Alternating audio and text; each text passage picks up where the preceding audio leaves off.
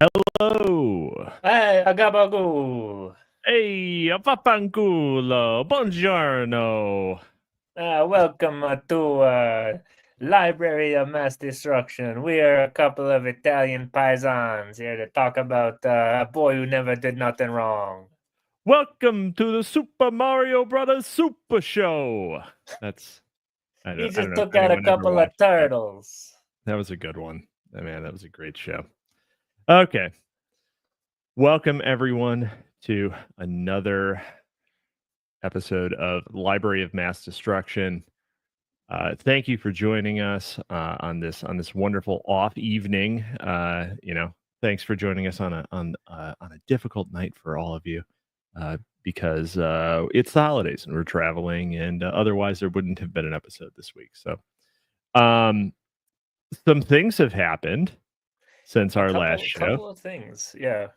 So the CEO of United Healthcare was assassinated in a very Kino video, if you're into videos of crimes.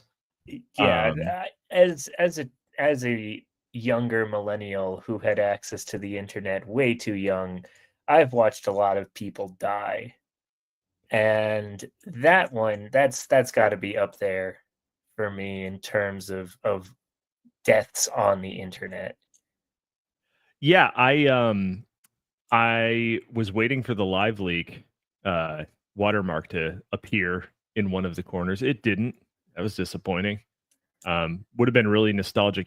I would have even taken World Star, actually. World Star.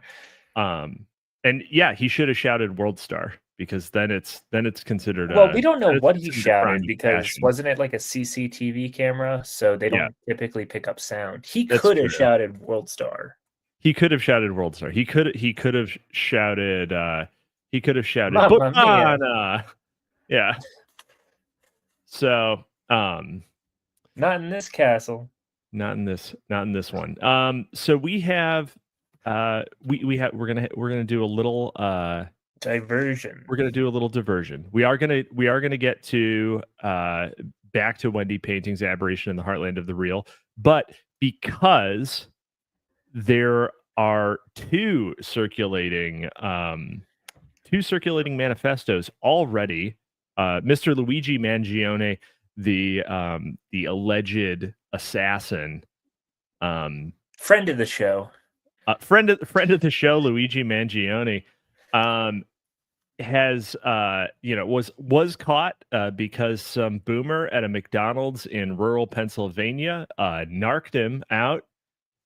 It's always some really dumb thing. Also, then he gave his fake ID to the cops, the only ID that they could associate him with. He would have gotten away if he had used his real ID. He used Brian Johnson's ID. Yeah, you didn't need to lie in this scenario, and you probably shouldn't have.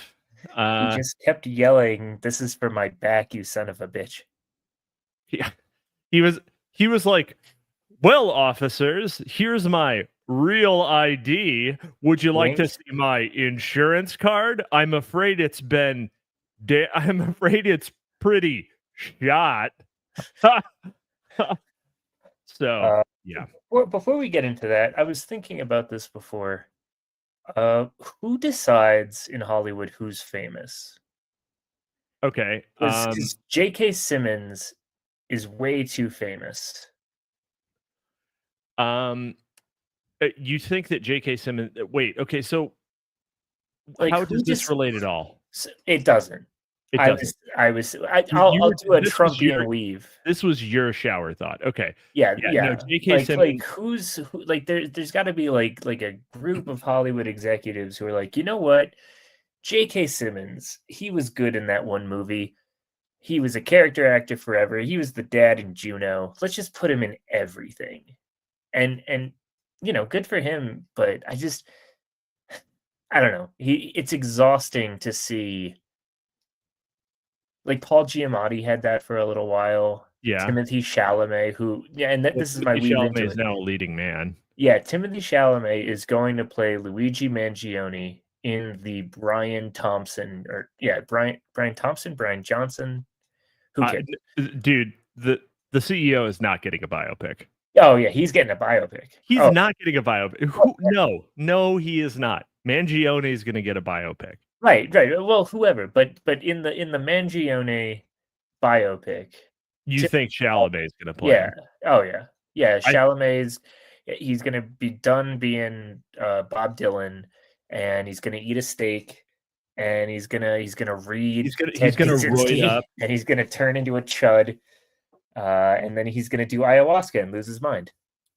Okay, he's gonna get one-shotted by an Aztec demon and really get into character. Yep, yeah, he's gonna hang out with Chuck Mangione, and they're gonna play the flugelhorn together.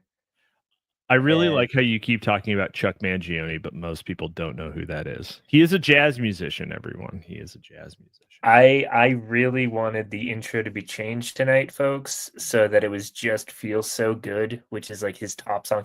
All right, he was a jazz musician in like the 80s and 90s. He's probably most famous, honestly, for his portrayal, like his self-portrayal in King of the Hill. Yeah, And it's like one of the small best recurring gags bit. ever. Yeah, it's honestly just such a good bit, and the song's pretty good too. So you were almost treated to, if Cap wasn't so fucking lazy, and also the channel would have definitely gotten a copyright strike.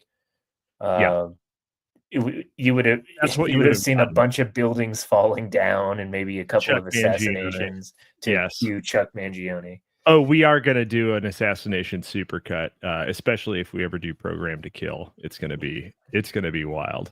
Yeah, so plenty of content coming your way, folks. Yeah. We have not run out of ideas. No, but we have run out of apparently empathy. We were really trying to hold it down through the first part of Aberration in the Heartland of the Real. But let me just get a little disclaimer out of the way here and just say that we don't support violence, especially when it's political violence. No, actually, I think that's the worst kind of violence. I appreciate violence that is in the past, not violence that's in the present or the future. Yep. I'm a big fan of past violence. Past violence with like spears and addles and trucks and rider trucks that, and I don't even appreciate it. I just acknowledge that it happened and can find the humor in anything. Yes, absolutely. But so R.I.P. to Brian Thompson Johnson, the guy. Shout out to his family. Shout out. T's and P's. T's and P's to them. Thoughts and prayers, folks. Yeah. And, shout out Chuck Mangione. All right. So what we're going to do is we're going to read after that 12-minute chit chat. We're going to read the confirmed fake manifesto, and then we're going to read the plausibly real manifesto, and we're going to really hope he wrote a longer one. Apparently, there's like a 242-page document. Well, somewhere. there was some disagreement about whether that was 260 whatever pages or 260 something words. There's some disagreement about that. As many people know, I like to partake in a little anti-Italian discrimination. So 262 words, that's pretty good for those people. What do you mean, those people? I mean Italians. Italians, the wops. Yes, the black people of Europe, melanzanis, real eggplants. I've seen True Romance. I know. You're half eggplant. That's a good movie. That is a really good movie. Yeah. Underrated. Yeah. Probably because Quentin Tarantino didn't direct it. Was that Tony Scott? Yeah, he didn't direct it, but he was on it or something. Yeah. That and Natural Born Killers. His two best scripts are the ones he didn't direct. It's really too bad that Rodney Dangerfield only lived long enough to be in Natural Born Killers, because if he was a recurring character in the actual Tarantino films, it would have been great. Oh, yeah. Imagine Rodney Dangerfield as like Hey, they're under the floorboards. as like Mr. I don't know what did Mr. Pink. Mr. Pink, yeah. Well, Mr. Pink was Tarantino, wasn't he? No. That was Mr. Brown. Oh, Mr. right. Pink was Steve Buscemi. That's right. Yeah. Yeah. You're not professionals. Be great. All right. So we're going to get started. We're going to read The Allopathic Complex and Its Consequences, the confirmed fake manifesto. That's see, That right was off the posted to bat, you Substack. know that no Italian could have strung those words together so prettily. Have you not read Dante Alighieri? He wasn't Italian. He was South Swiss. South Austrian, you mean? I think. Yeah, Swiss, Austrian, one of them. All right. The Allopathic Complex and Its Consequences. Luigi Mangione's last words. Obviously not, because he's alive. He was taken alive. Did not resist. His last word. Wow, it's like Nancy Pelosi got the call too soon. Like, no, he's still alive. No, damn it. And we should definitely get into that. Where's my Jack Ruby? Yeah, we will. All right. Get me Jolly West. The Second Amendment means I am my own chief executive and commander-in-chief of my own military. I am the chief executive of my soul. It just doesn't have the same ring to it. Yeah. I authorize my own act of self-defense in response to a hostile entity making war on me and my family. Nelson Mandela says no form of violence can be excused. Camus says it's all the same whether you live or die or have a cup of coffee. MLK says violence never brings permanent peace. Gandhi says that nonviolence is the mightiest power available to mankind. That's who they tell you are heroes. That's who our revolutionaries are. Yet is that not capitalistic? No, it's not. Nonviolence keeps the system working at full speed ahead. This really does read like a schizophrenic. It does, actually, and in fact, the Second Amendment means I am my own chief executive and commander-in-chief of my own military. I authorize my own act of self-defense in response to a hostile entity making war on me and my family. That is esoteric monism. That is a Justin Moan. Justin Moan. R.I.P. Justin Moan riff. He's also alive.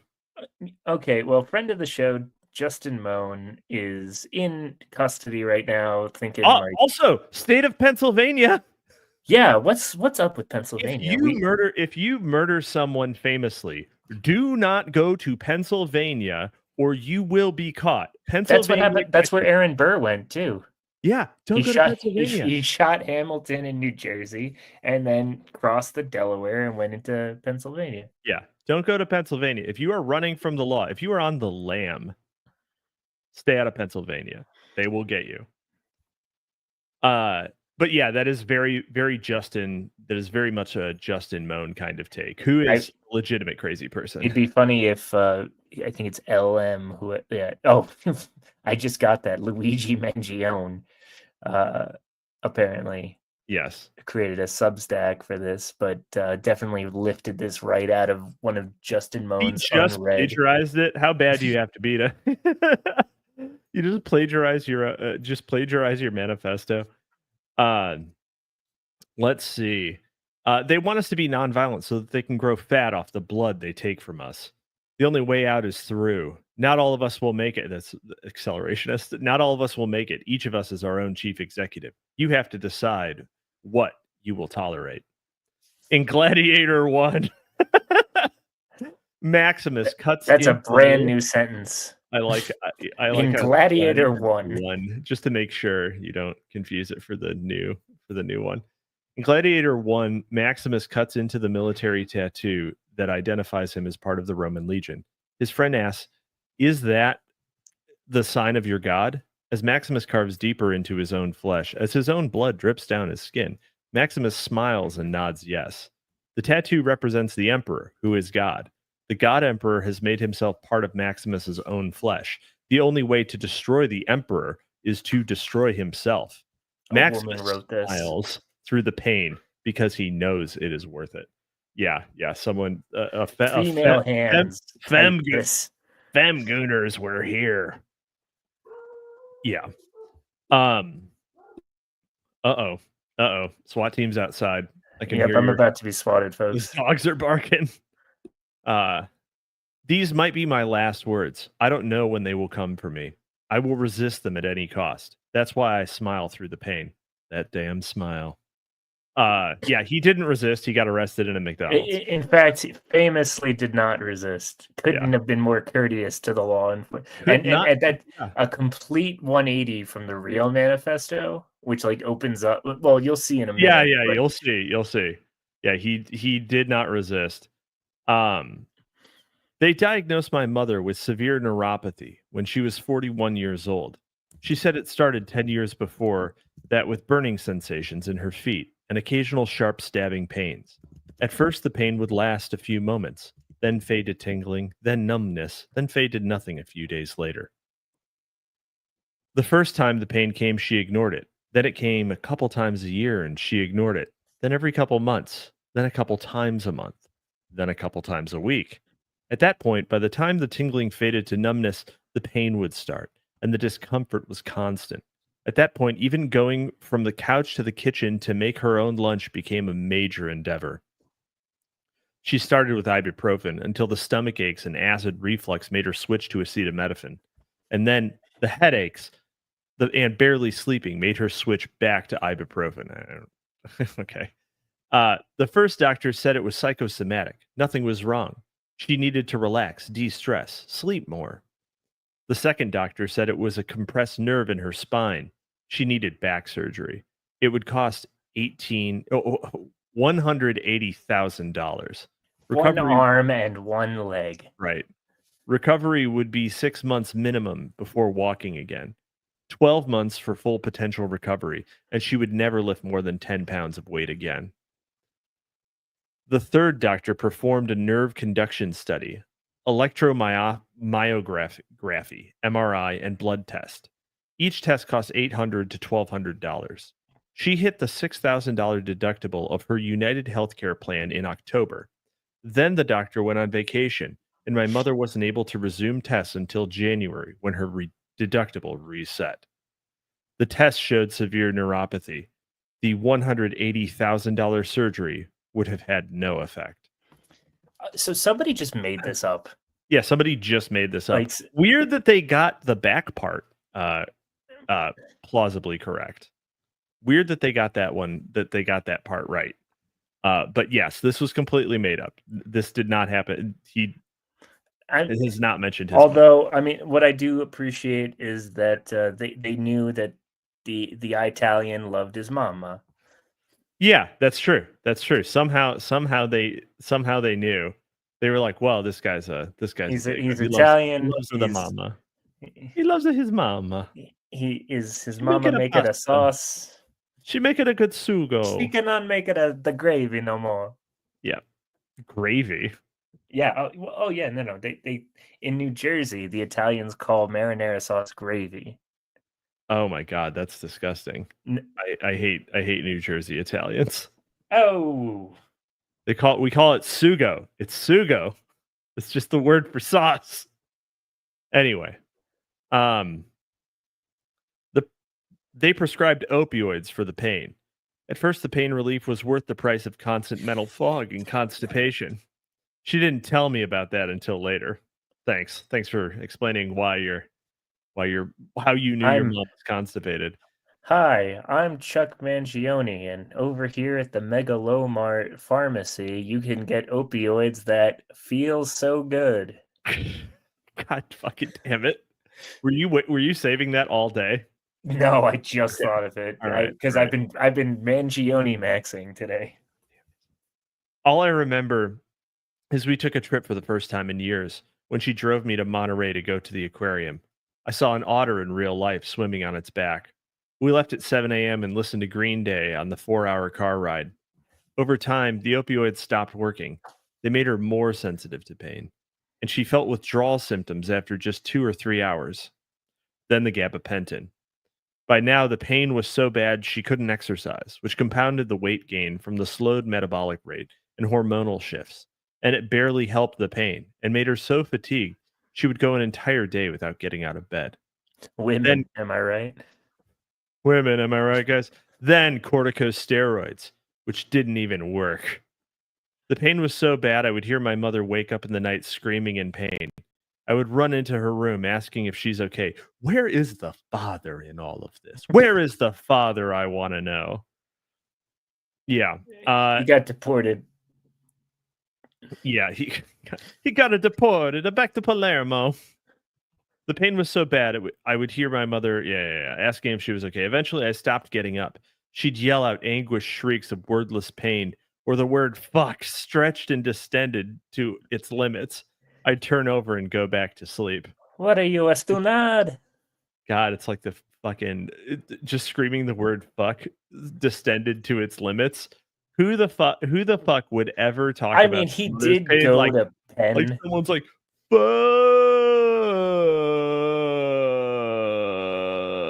It's yeah, this is like the Marvel movie dialogue of pain. All of this while they bleed us dry with follow-up appointment after follow-up appointment, specialist consultations, and more image scans. Each appointment was promised to be fully covered until the insurance claims were delayed and denied. Allopathic medicine did nothing to help my mother's suffering, yet it is the foundation of our entire society. My mother told me that on a good day, the nerve pain was like her legs were immersed in ice water. On a bad day, it felt like her legs were clamped in a machine shop vise, screwed down to where the crank stopped turning, then crushed further until her ankle bones splintered and cracked to accommodate the rightening clamp or the tightening clamp. She had more bad days than good. My mother crawled to the bathroom on her hands and knees, slept in the living room to create more distance from her cries in the night. I still woke up and I still went back to sleep. Back What? then, I thought there was nothing I could do. The high copays made because he doesn't go to her when he wakes up from the crying. Oh. He doesn't go to her. He just goes back to sleep. Yeah. Yes, absolutely, absolutely. This is fiction, folks. So, And but not particularly good not good fiction. It fiction. would not No, be published in the Double Dealer, I'll have you know. it would not. Although you could, you could. Oh man, oh. Oh, all right, maybe we'll announce a, And a Double Dealer all manifesto. manifestos. Yeah. Oops, all manifestos. Yeah. All right. But yeah, he's saying he didn't even go to her because he thought he could do nothing. And the way that this is going to, the way this is going to resolve, of course, is that he's like, I can do something when she cries in the night. I can assassinate the CEO of United Healthcare. That's what he's going to do. The high copays made consistent treatment impossible. New treatments were denied as not medically necessary. Old treatments didn't work and still put us out for thousands of dollars. United Healthcare limited specialist consultations to twice a year. Then they refused to cover advanced imaging, which the specialist required for an appointment. Prior authorizations took weeks, then months. United Healthcare constantly changed their claim filing procedure. They said my mother's doctor needed to fax his notes. Then United Healthcare said they did not save faxed patient correspondence and required a hard copy of the doctor's typed notes to be mailed. Then they said they never received the notes. Then they were unable to approve the claim until they had received and filed the notes. They promised coverage and broke their word to my mother. With You every don't delay, break your word to mama. you don't lie to mama. With every day, my anger surged. With every denial, I wanted to throw the doctor through the glass wall of their hospital waiting room. But it wasn't them. It wasn't the doctors, the receptionists, administrators, pharmacists, imaging technicians, or anyone we ever met. It was United Healthcare. No, it's the doctors. It's top to bottom. Yeah. People are dying. Evil has become institutionalized. Corporations make billions of dollars off the pain, suffering, death, and anguished cries in the night of millions of Americans. We entered into an agreement for healthcare with a legally binding contract that promised care commensurate with our insurance payments and medical needs. Then United Healthcare changes the rules to suit their own profits. They think they make the rules and think that because it's legal, that no one can punish them. They think there's no one out there who will stop them. Now my own chronic back pain wakes me in the night, screaming in pain. I sought out another type of healing that showed me the real antidote to what ails us. Wait, his own. Oh, maybe they got the chronic back pain. So when they wrote this, they must have gotten the chronic back pain off of his Goodreads because he has Right. a lot of back pain books, and of course, there's the image of an X-ray with a bunch of pins in someone's lower back. I became the night. You were born to back pain. I was born to it, molded by it. Yeah. Before I could look up in the sky, I was already a man. I was already rubbing my lower back saying, "Oh, my sciatica." Screaming in pain, I sought out another type of healing that showed me the real antidote to what ails us. Revenge. Revenge. I bide my time, saving the last of my strength to strike my final blows.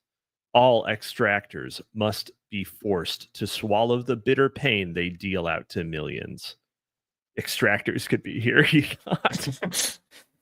As our own chief executives, it's our obligation to make our own lives better. First and foremost, we must seek to improve our own circumstances and defend ourselves. As we do so, our actions have ripple effects that can improve the lives of others. Rules exist between two individuals in a network that covers the entire earth. Some of these rules are written down. Some of these rules emerge from natural respect between two individuals. Some of these rules are defined in physical laws, like the properties of gravity, magnetism, or the potential energy stored in the chemical bonds of potassium nitrate. No single document better encapsulates the Or belief that all fertilizer. or the volume of fertilizer in a motor vehicle. No single, well, that is potassium nitrate, right? No single document better encapsulates the belief that all people are equal in fundamental worth and moral status and the framework for fostering collective well-being than the U.S. Constitution, lowercase c, written by a liberal, right? If you're a conservative, would have written like a mainline All conservative caps. would have all caps. Yeah, you capitalize The every United letter. States Constitution. The United States Constitution, the holy document, the third testament of the Bible, not the Book of Mormon, the U.S. Constitution. It says right here in Article 5, you can't turn the friggin' frogs gay. Weird that they would have anticipated that. Thomas Jefferson was a genius, folks. Writing a rule down makes it into a law. I don't give a fuck about the law. Law means nothing.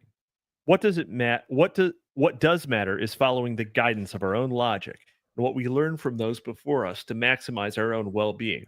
Leftist detected. Which will then maximize the well-being of our loved ones and community. Yeah. This is where that's where United Healthcare went wrong. They violated their contract with my mother, with me, and tens of millions of other Americans. This threat to my own health, my family's health, and the health of our country's people requires me to respond with an act of war. And okay, so right. this could get me into a lot of. I have a quick note. All right, I anticipated that he was going to wrap up the story of hearing his mother's cries in the night with a "then I decided to act." Didn't wrap that up. Like he didn't call back to that thread that he was laying down. He said it 3 times. The last one should have been, "This time when I hear my mother cry in the night, I will respond."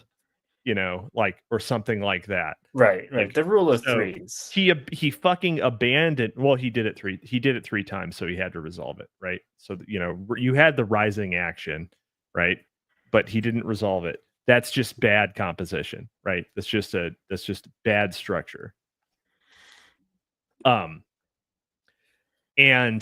also, I like that there were a few little, drips and drabs of deny delay, right? Because that's what they had written that's what the police say he wrote on the bullet casings.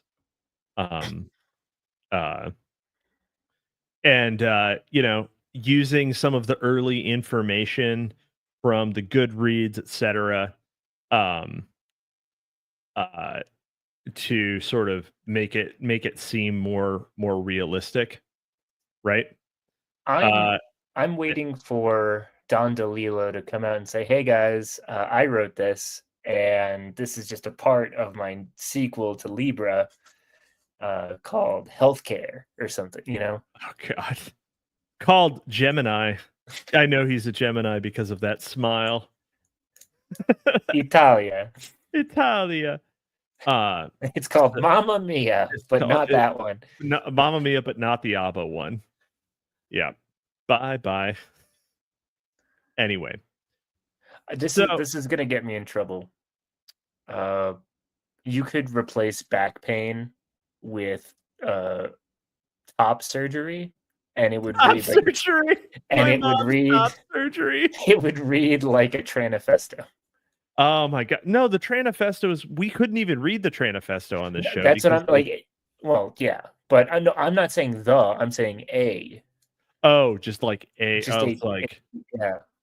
The doctor said I couldn't cut my cock off, and so I'm getting revenge. I will have my revenge. Well, and some people tried to do that to Uncle Ted, which is frankly bullshit.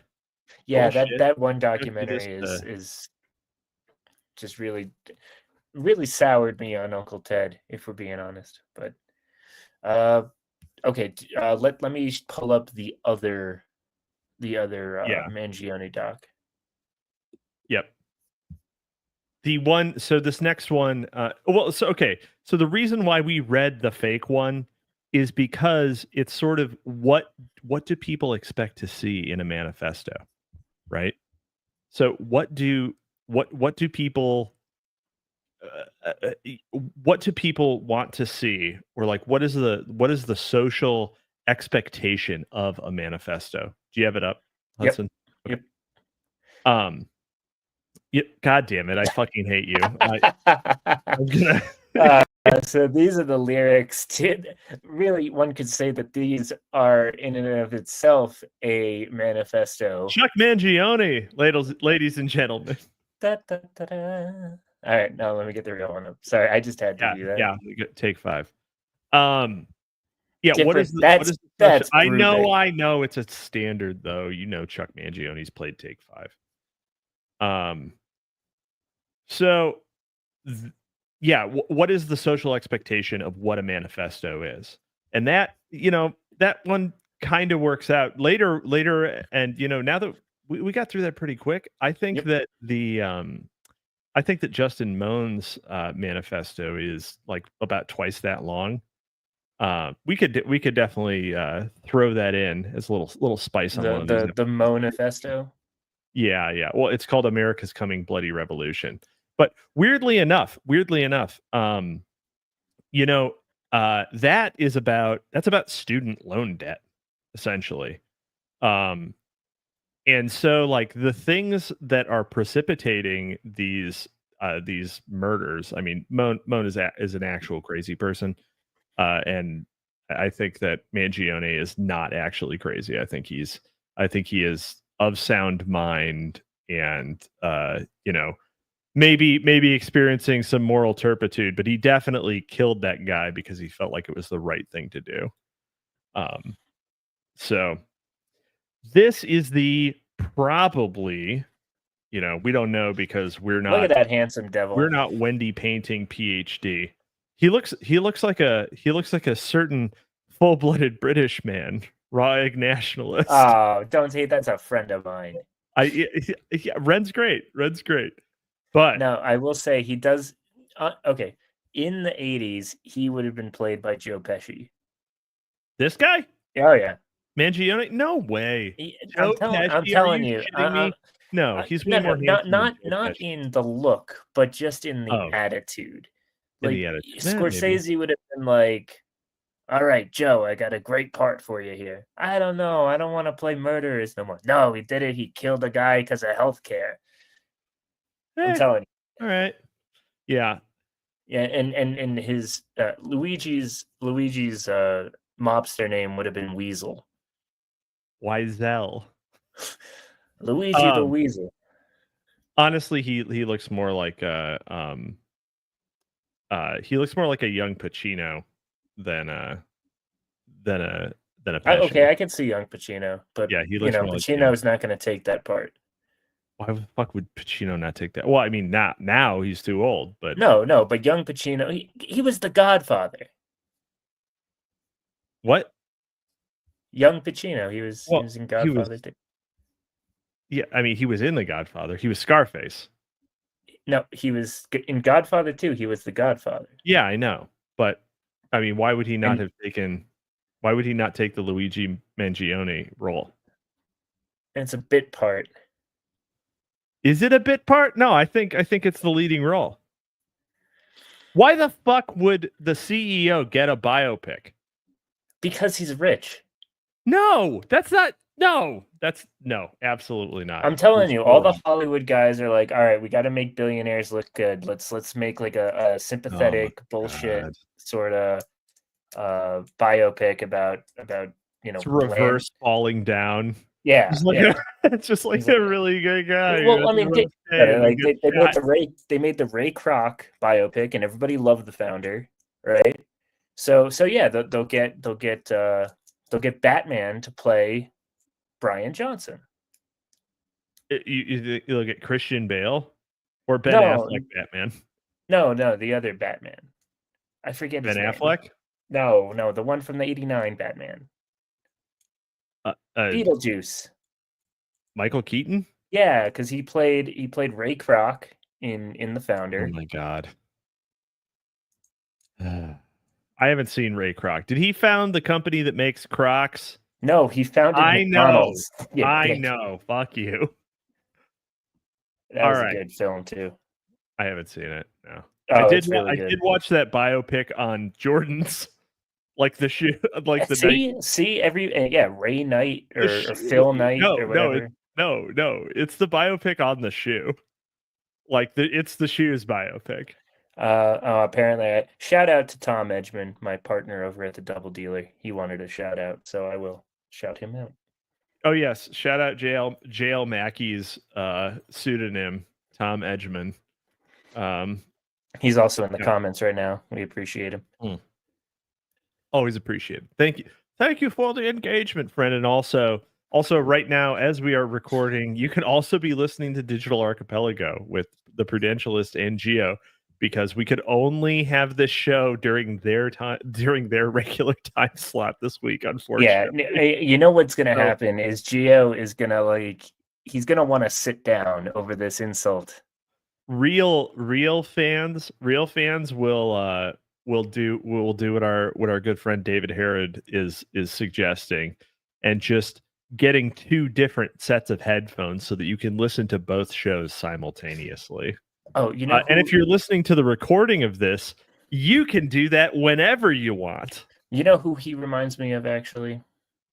Who? What? Who? The Luigi. You know who he Luigi should be played by, actually? Who? Did you ever see A Bronx Tale? I didn't. I think he should be played by straight Timothy Chalamet. Okay. If we can find him. Yeah, if we can find a straight version of nobody who is in Call Me by Your Name can be playing this guy. So true. All right. Or that terrible Willy Wonka movie. Ugh. All right. So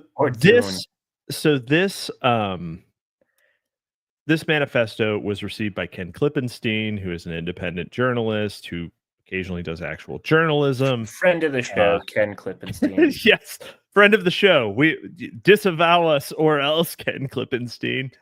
At your peril. At your peril, yeah. And so this one is certainly more likely to be real than the other one. And I don't know if, and this is developing rapidly developing story. So it's unclear whether or not Luigi has owned this yet. But here it is. I've obtained I'm just going to read the whole post. Like every great manifesto, it comes with a preface. Yeah, it comes with a preface written by the journalist who received it. So just like Ed Snowden, Glenn Greenwald got to got to boost himself on top of that one. Well, Ken Klippenstein gets this. Yeah, no, the Ken Klippenstein, who is the straight Glenn Greenwald. I've obtained a copy of suspected killer Luigi Mangione's manifesto, the real one, not the forgery circulating online. Major media outlets are also in possession of the document, but have refused to publish it and not even articulated a reason why. My queries to the New York Times, the Washington Post, CNN, and NBC to explain their rationale for withholding the manifesto while gladly quoting from it selectively have not been answered. I'll have more to say on this later, on how unhealthy the media's drift away from public disclosure is, but for now, here's the manifesto. I approve of, so there's this other layer now where you have the legacy media versus new media mutual fuck yous going around. I appreciate that. I am a little suspicious of new media. You know, I don't necessarily think that they have anything. You know, there's nothing inherently more righteous about them than the legacy media. Hey, who could say, or who could say anything badly about Tim Pool, I don't think he counts the as new king media. of new media? He does not count. He does not count. You know, as who new could media. who could really say anything against the great work of Mickey Kaus? Man, Tim Pool, drop the beanie, bud. Just drop it. Yeah. Drop the beanie. Bick your head. It's fine. It's fine. Joe Rogan bicked his head. And who could say anything about Joe Rogan's like 5'5" or something, and he's bald, and he's like one of the most popular guys. He is king of he is the absolute god emperor of the manlets.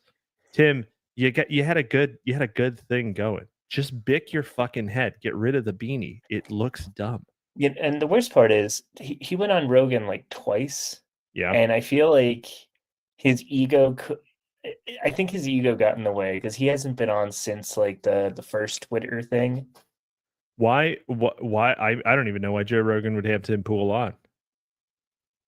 I mean, the same reason that Genghis Khan had like a bunch of eunuchs around to tell him and explain things to him. Tell me why, son hot. Yes. Tim Pool, why do you wear the beanie? Tim Pool, why beanie on head? Yeah. All right. And this is you'll note a much shorter manifesto. It's not really a manifesto. It's more brevity is the soul of wit. We have found. It's a little more like a mission. Like there are mission statement in Jerry Maguire. Exactly. Exactly. Mission, like corporate mission statements are fucking longer than this. So anyway, to the feds, statement. What if we just kill everyone? Billions must. To the feds, I'll keep this short because I do respect what you do for our country. To save you a lengthy investigation, I state plainly that I wasn't working with anyone. This was fairly trivial. Some elementary social engineering, basic CAD, and a lot of patience. The spiral notebook, if present, has some straggling notes and to-do lists that illuminate the gist of it. My tech is pretty locked down because I work in engineering, so probably not much info there. I do apologize for any strife of traumas, but it had to be done. Frankly, these parasites simply had it coming. A reminder, the U.S. has the #1 most expensive healthcare system in the world, yet we rank roughly number 42 in life expectancy. United is the indecipherable, because this was transcribed from something handwritten, largest company in the U.S. by market cap, behind only Apple, Google, Walmart. It's probably fourth. I'm going to guess that word is fourth. It has grown and grown, but has our life expectancy. No, the reality is these indecipherable have simply gotten too powerful, and they continue to abuse our country for immense profit because the American public has allowed them to get away with it. I think that second indecipherable was Fanooks.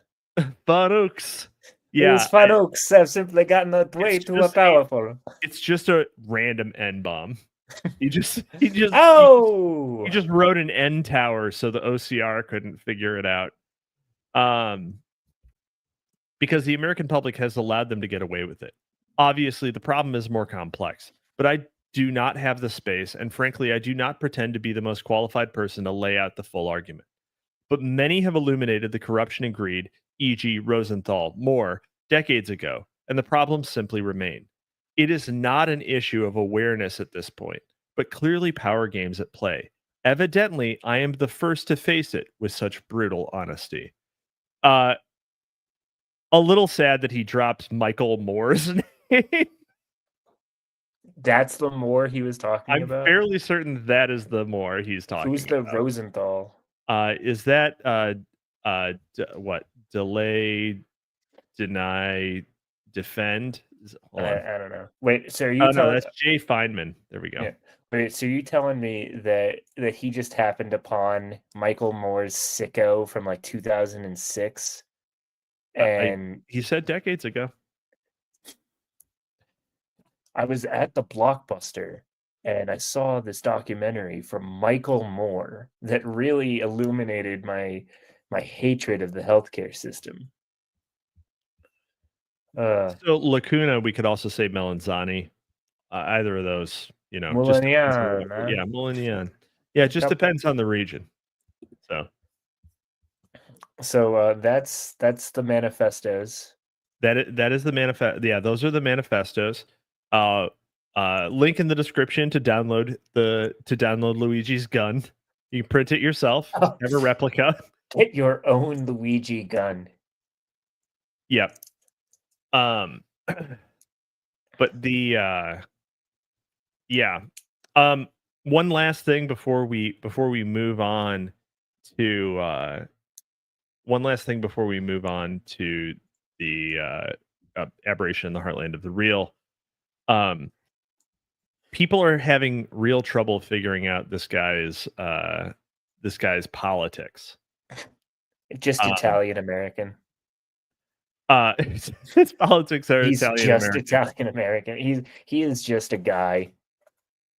He's just a guy. He's just a guy. He thinks he was doing a thing for a guy. Yeah. Yeah. He's gonna do his time like a man. He's not gonna rat, even though he's got rat physiognomy. And so there are people saying he's, there are people saying he's left-wing communist. There are people saying, he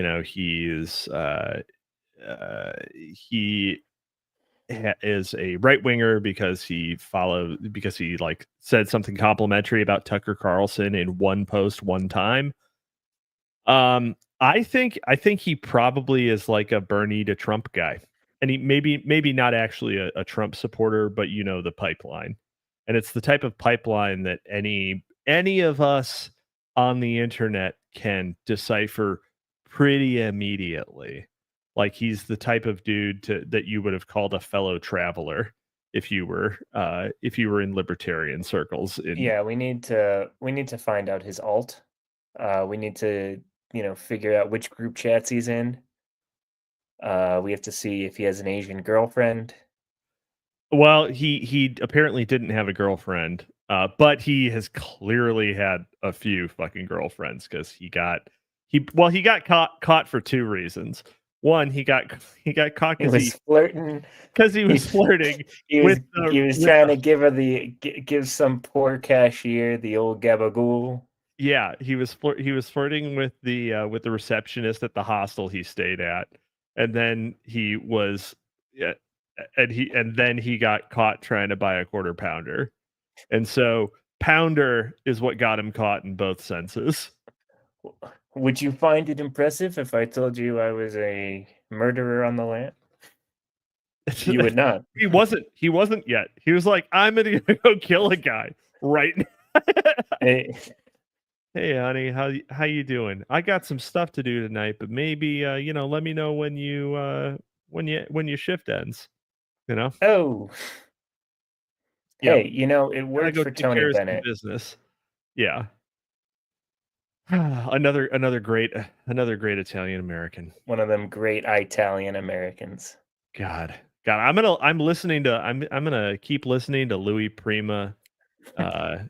Just because of Luigi Mangione. I'm going to listen to Chuck Mangione just because of Luigi Mangione.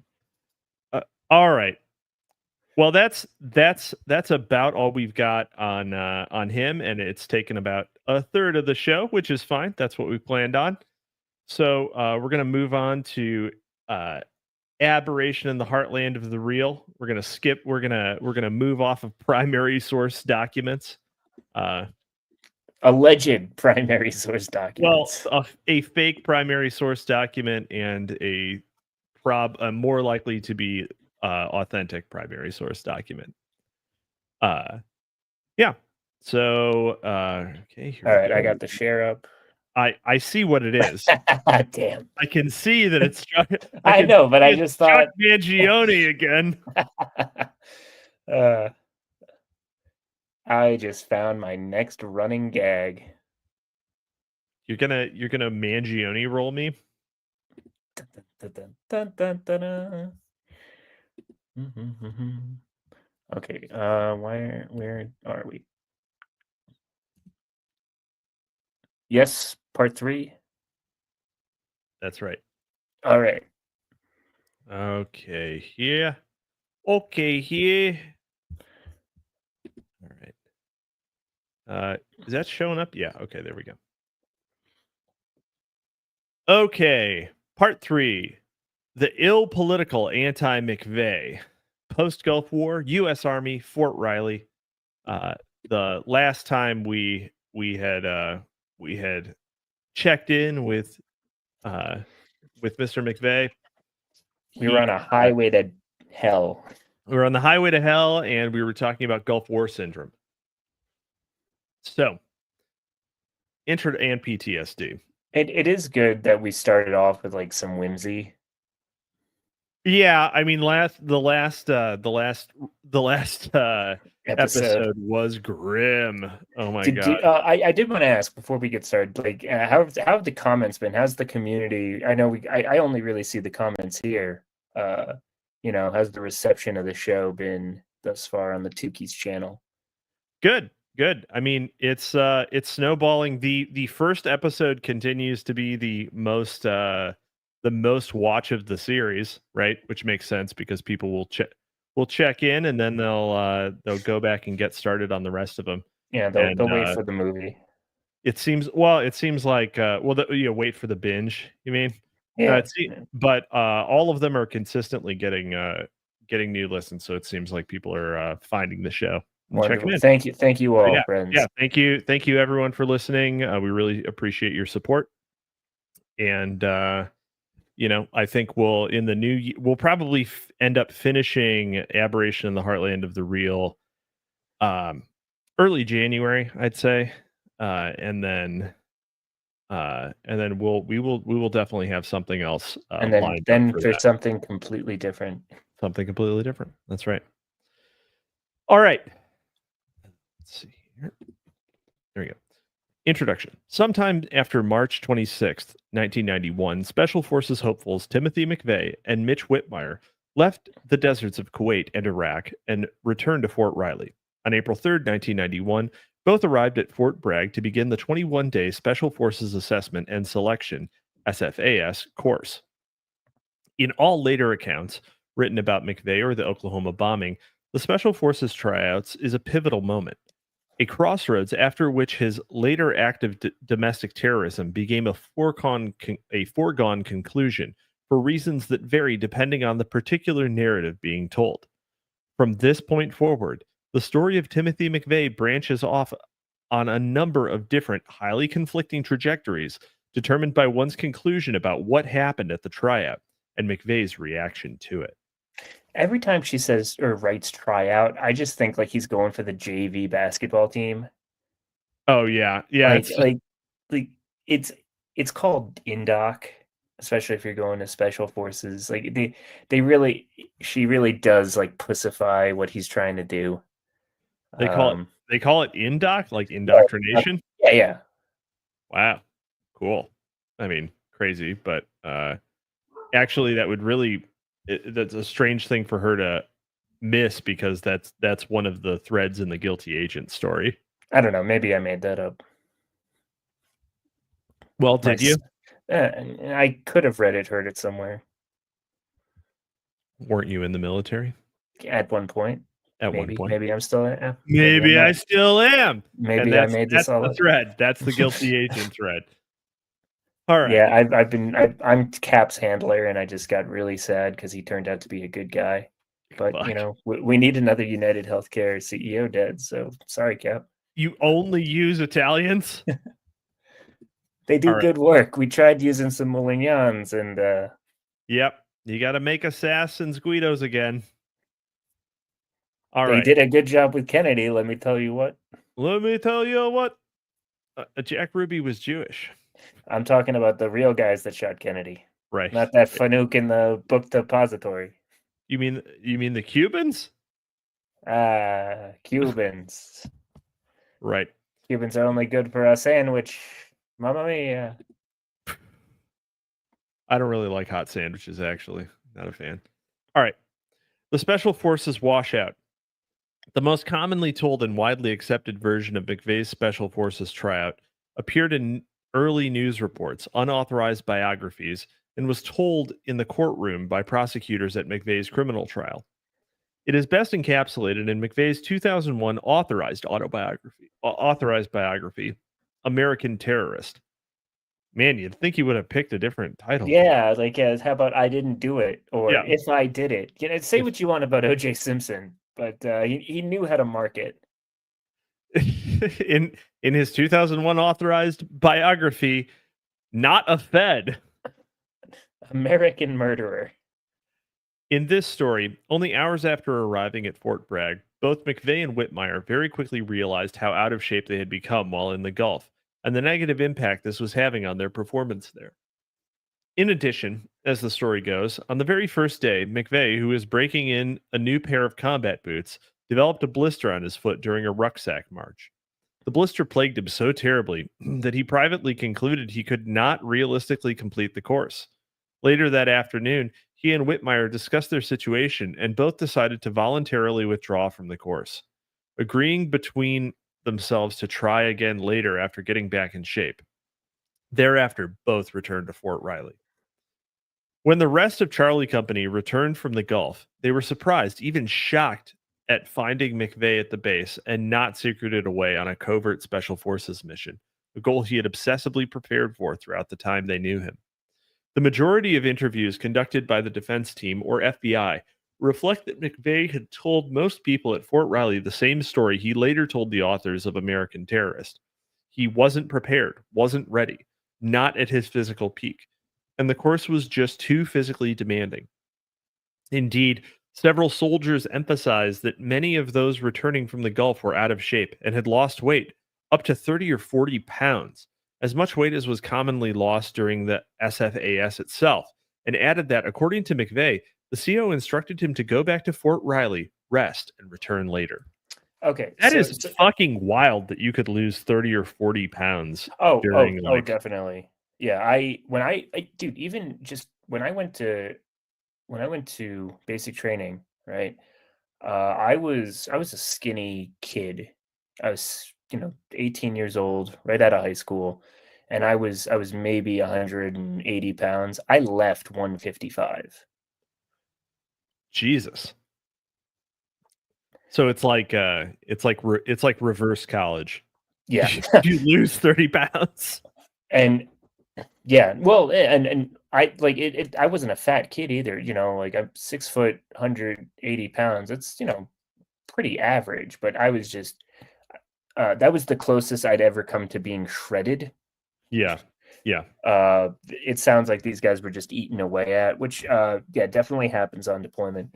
The thing that like really puts my little red flag up about this whole situation with his special forces tryout, quote unquote.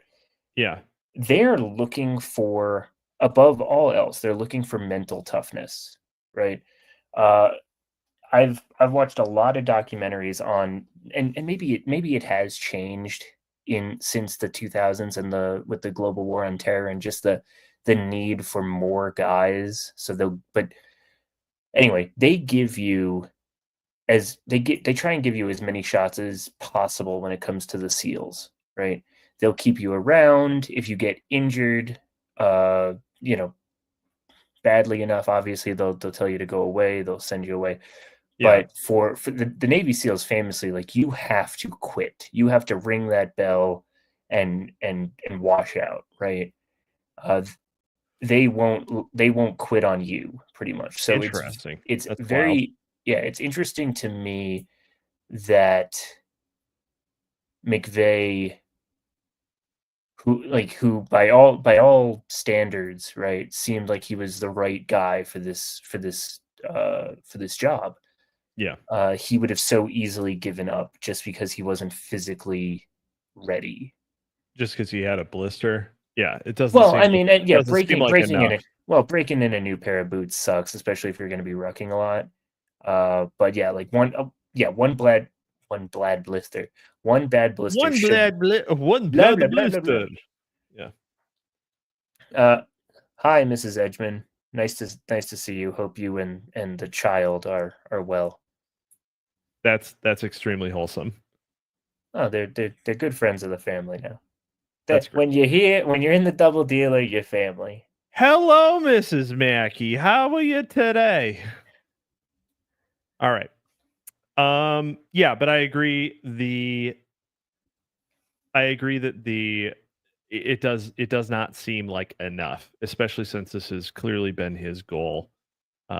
This has clearly been his goal for years. I keep making movie references because I don't actually know how to read. My literary podcast is a farce. But it's like if Rocky got to the fight with Apollo and like skinned his knee before the fight and was like, maybe not. I'm not really feeling it. Adrian, what do you want to say? I'm scared? You want to say I'm scared? Nah. I just, my knee. Right. Yeah, no, it's dumb. Another proud Italian American. Yeah. Rocky Balboa. Luigi Mangiano or Mangia Italiano. He might get the next statue in Philadelphia, right next to Rocky on those steps. Beautiful. On its face, the story appears plausible. In his book, Lieutenant Colonel Grossman described the physical effects of combat on soldiers. According to Grossman, the continued production of adrenaline and arousal of fight or flight responses during combat, the aggregate loss of sleep, lack of food, and weathering of the elements induce an intense and prolonged state of fatigue that begins as soon as the action stops. Grossman observed that the physiological effects of combat are very similar to the level of physical exhaustion experienced during the 8-week SFAS course, which is designed... I keep wanting to say sassafras. Sassafras. Which is designed to intentionally overtax both the body and the mind of recruits. Sassafras hopefuls undergo a series of physical challenges, including obstacle courses, 50-meter swims wearing full battle dress uniforms, marches of more than 150 miles while carrying rifles and 50-pound rucksacks, and regular intervals of sleep and food deprivation for up to 5 days at a time. The rate of attrition is high, and over half of those who attempt the sassafras do not complete the course.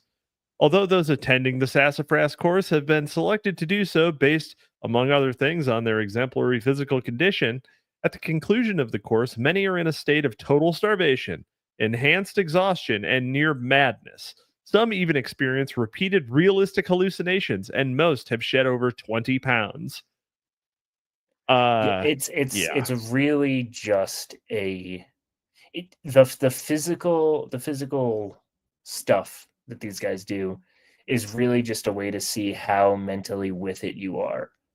Yeah, you just gotta. If you have the mindset that you're going to make it, because that's what, like, you could be, Billy Badass, right, and fold in combat the first time you hear gunfire towards you, right? So they're really just, you can train a guy to do most anything, but you can't train toughness. Huh. You can work with a guy so that he can march forever, right? That he can swim super deep and super far forever, but you can't make somebody have the grit to withstand that kind of torture. Yeah, so I mean, yeah, right. So it's really just attempting to wash them out, Right. right? Yeah, exactly. All my special forces experience tells me. All of your experience washing out tells you that what they're trying to do is wash you out. Oh, that worked on me. I'll tell you It what. worked on me, boy. I was just like, wait, I don't get to sleep in my Casper mattress. Casper mattresses are the finest mattress you can buy. Available now at Costco. Go buy one now. Sponsored. We are not sponsored by Casper mattresses. No, we're sponsored by Purple, the mattress in a box. Yes, Purple, the mattress in a box. You're not gay for having a purple mattress. No one will see it but under the sheets. Although if you're really straight, you'll just sleep with a mattress bed. Yesterday I had to take a cold shower because the water ran out, right? And like I was kind of like pissed about it, and I felt like, wait, this story isn't adding up. How could you take a shower at all if the water ran out? No, sorry, the hot water ran out. Oh. So I had to take a cold shower, and I got out afterwards, and I'm like, man, I got so soft. Like I used to be like a hard charging MFer, and just like the idea of taking a cold shower really just defeated me. And I felt pretty down on myself for that. Dude, I love a nice hot shower. I like a sauna. I'll do a cold plunge, but man, fuck a cold shower. Yeah. I mean, I would do it right after like a sauna, right? You just turn it on full cold, just, really, really like wahoo your wowzers. But yeah, no way. Not just because I ran out of hot water. I'd replace my fucking hot water heater immediately if that was even possible in my house. So. My dad has one of those tankless water heaters. Yeah, I have a giant on demand. Yeah. Biggest scam ever. You so wrong. Well, you know what? I guess because he has one and it doesn't last. That like maybe you'll get like a lukewarm shower. No, you need the one with the right gallons per minute. He just didn't size it right. He probably has like a sink sized one in his shower or something. Yeah. I don't know. I'll talk to I'm gonna see him soon for the holidays. So I'll tell your dad to buy a better fucking water heater. Although like a nice 50 gallon, those aren't even that expensive. That's like $1,000. If the on demand isn't the right size, just get a regular one. Yeah. Anyway, all that is to say is I once used to be a man, and now I'm like this weakling, and it sucks. Not only did he cease to be a man, he ceased to be a person who could plan ahead to have a nice hot shower. Like it's two failures, Hudson. It's two. Well, I had the dishes had to get done, and my poor wife needed a shower. So she was filthy, disgusting, horrid. That's what I say. My wife gets a shower every 2 weeks, whether she needs it or not. Of course, she's got that gene. Every 2 weeks. She's got that gene that makes her not stink. So only Asians have it, I don't know, because I heard from a lot of Vietnam vets that they could smell them in the trees. Only exists in Korea and Japan too. Yeah, this is what got me into eugenics in the first place. Anyhow, all right. In 1998, Richard Serrano wrote that McVeigh felt he should have been given more time to recuperate from the war before being sent to the tryout, and blamed the Army for his failure to pass the one test that really mattered. In fact, I feel like getting shot at and surviving that really matters. But in fact, the majority of accounts, early and recent, contend that McVeigh's failure to make the Army's elite A-team sent him to a psychic tailspin, rendered his life a living nightmare, and initiated his descent into hell, within the depths of which he transformed from the boy next door into the demonic face of American terror. What? Luigi Which also Mangione? seems like a little bit of an overreaction, right? Yeah, seems extreme. This is like Hitler tried to conquer the world because he didn't get into art school, right? It's like, well, no, but that's people believe that, so that makes the other narratives more believable. If you can get somebody to believe, it's like, well, if he'd only gotten into art school, everything would have been fine. yeah, it's like we have degree inflation at the bachelor's level because we're trying to prevent future Hitlers, right? We just let and in fact, all we got every was asshole in. Luigi Mangionis. Yeah, all we got is Luigi Mangione. Him, Harvard grad Luigi Mangione. No, Penn. No, him Penn. and Donald Trump are alumnus. Donald. Yeah. Really, I actually didn't realize he went to Penn. Yeah, Trump went to Wharton. Oh, Wharton School of Business, yeah. Yep. So they're paisans. All right. Jones team attorney Randy Coyne said that in one sense, the Oklahoma City bombing can be attributed to a blister. That ultimately left him deeply disenchanted and profoundly depressed. Initial media reports that appeared immediately after the bombing quoted and requoted a number of cohorts who said that after returning from Fort Bragg, McVeigh was angry, upset, and just not the same person they knew before. Interviews conducted by the Jones team and FBI reflected the same.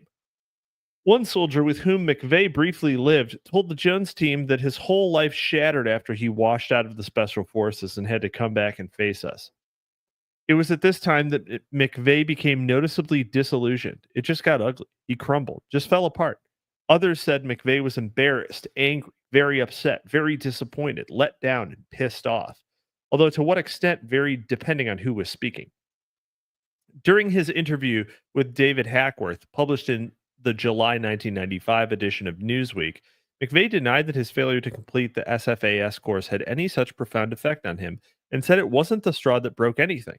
Other writers, while still keeping the lone wolf stories about the bombing, have rejected the blister theory and attribute the different causes of his SFAS failure and the subsequent change in personality, including Hackworth, who thought McVeigh may have been suffering from a post-war hangover. Hackworth opined that McVeigh, mentally and physically depressed, simply gave up, like many combat veterans who stumble home without a sense of danger or purpose and lose themselves forever. Still, other versions of what occurred at the SFAS exist. On the first day of the SFAS, man, I am going back to sassafras because it's so much fun to say. We have to say it too many times. Newly arriving recruits are administered a battery of psychological evaluations, including the SAC Sentence Completion Test, SSCT. Can't say sassafras for that. No, and the Minnesota Multiphasic Personality Inventory, MMPI. The sassafras psychological testing was an ordeal specifically structured to put the maximum psychological pressure on those being tested. Passing the evaluation and the sassafras itself required that recruits demonstrate adaptability, ambition, cooperation, dependability, stamina, ingenuity, and tact under constant physical and mental stress. The military also uses tests like the MMPI and SSCT to construct nuanced predictive psychological profiles meant to determine the placement suitability, especially those of a high-risk nature. Yeah, so if the story was that he just didn't pass the mental exams, I could believe that more than he got a little blister on his foot. He got an ouchie on his big toe. Yeah. Yeah, I mean that does seem more plausible, but that's not the story anyone goes. But that's not the story being told. As early as May 1995, news outlets citing unnamed military officials reported that McVeigh had failed the psychological evaluation portion of the sassafras, and the once designated mentally unfit would have been unable to try out again. A number of soldiers gave statements to the press that supported such allegations. Stickney wrote that in 1995, he spoke with a confidential source who confirmed that McVeigh was found not suitable for the Special Forces because the answers he gave on the psychological tests were apparently a bit off-center, not the answers of a man capable of long-term assignments with the exclusive and tight Special Forces. In other words, have you guys considered just burying them with your tank? In other words, McVeigh, well, certainly I would just bury them with my tank. You have any idea how much fertilizer could fit in that I hole? was like, there's a math section on like math word problems. Like, I gotta convert this to fertilizer so that it makes sense to me. It would be great if it was just like calculate the volume of fertilizer that goes in this 15-foot moving truck. It would just be like, I was born for this. You did well on the fertilizer part of the exam. Not the answers of a man capable of long-term assignments with the exclusive and tight special forces. In other words, McVeigh did not fit the psychological profile. Jones told reporters that such claims were impossible because as McVeigh left the sassafras 2 days after it began, the battery of psychological tests he took had been filed away and remained unevaluated until after his arrest. For his part, McVeigh vehemently denied allegations that he failed the sassafras psychological evaluations. And his biographers wrote that in 2000, an unnamed Army official confirmed McVeigh's denials. I didn't fail the test. Fuck you. Who said that? I'll Fuck blow you. you up with the truck. The test failed me. Yeah. I didn't. The special forces left me. I didn't leave the special forces. Despite the insistence of McVeigh and others to the contrary, and the denials and counterarguments Jones floated to the press, the defense team nonetheless sought unsuccessfully to clarify the allegations. During their August 1995 interview with a soldier whom McVeigh briefly lived after the Gulf War, he conceded that while McVeigh had not been in top physical shape during the sassafras, a number of the other cohorts believed he washed out on the paperwork. Fruit Loop, which I guess means crazy rather than gay, which I would definitely not call a crazy person a Fruit Loop, but I would call a gay person a Fruit Loop. Yeah, he was, he was more Count Chocula than Fruit Loops, if you get my meaning. He was black? I don't know. He was, I would say a Boo Berry. A Boo Berry would be the, or a Yummy Mummy. What was Rusty Venture's favorite? Applejack or I thought Alpha Dog? Because he said he liked Yummy Mummy. Oh, because you never buy, because the ones you buy don't have the toy in them. Right. Rather than Dog.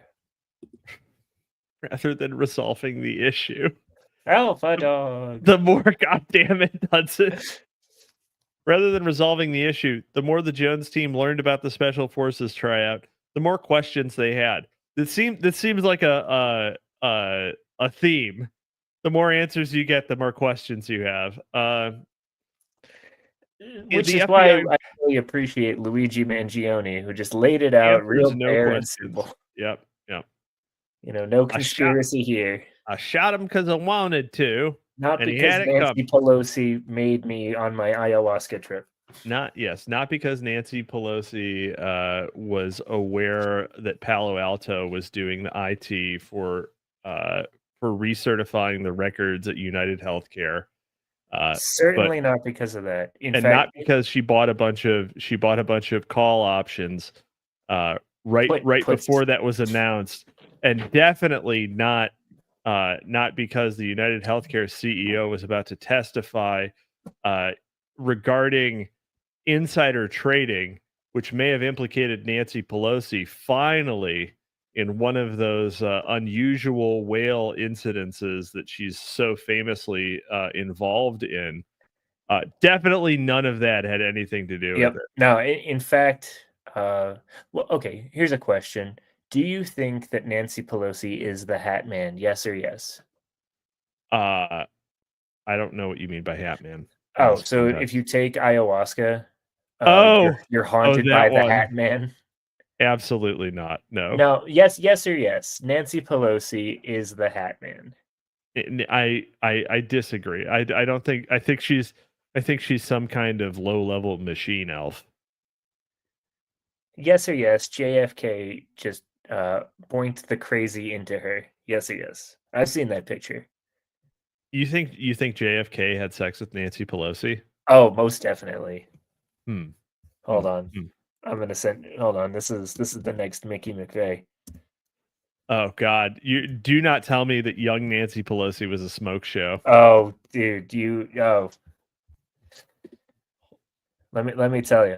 All right. There's a little bit more than gabagool going on here. Oh God, she was. She was a doll. Yeah, young Nancy Pelosi was, man, she looks like a attainable Audrey Hepburn. Yes. That's Oh, crazy. perfect. Oh, that's Yeah. awful. That's awful to know. She is a fine young woman. I'm sure she'll never do anything untoward with Stotts. She will never marry a gay guy who starts raping a dude and then gets attacked with a hammer. Wait, Cap, you were in California? You're married to Nancy Pelosi? I am not. I disavow. I am not Paul Pelosi. I disavow. I disavow. My real identity is not Paul Pelosi. It would be amazing if I was actually like a 75-year-old man and I had the perspective that I currently do. Like this would be the best deep cover. If you were Paul Pelosi, I would be very mad that the double dealer was not getting any of your money. Yeah. You should be. You should be. I would just withholding. You could have been dealer. like a less gay Peter Thiel, and yet still gay. God damn it! All right. I got those Pelosi bucks. Pelosi dollars.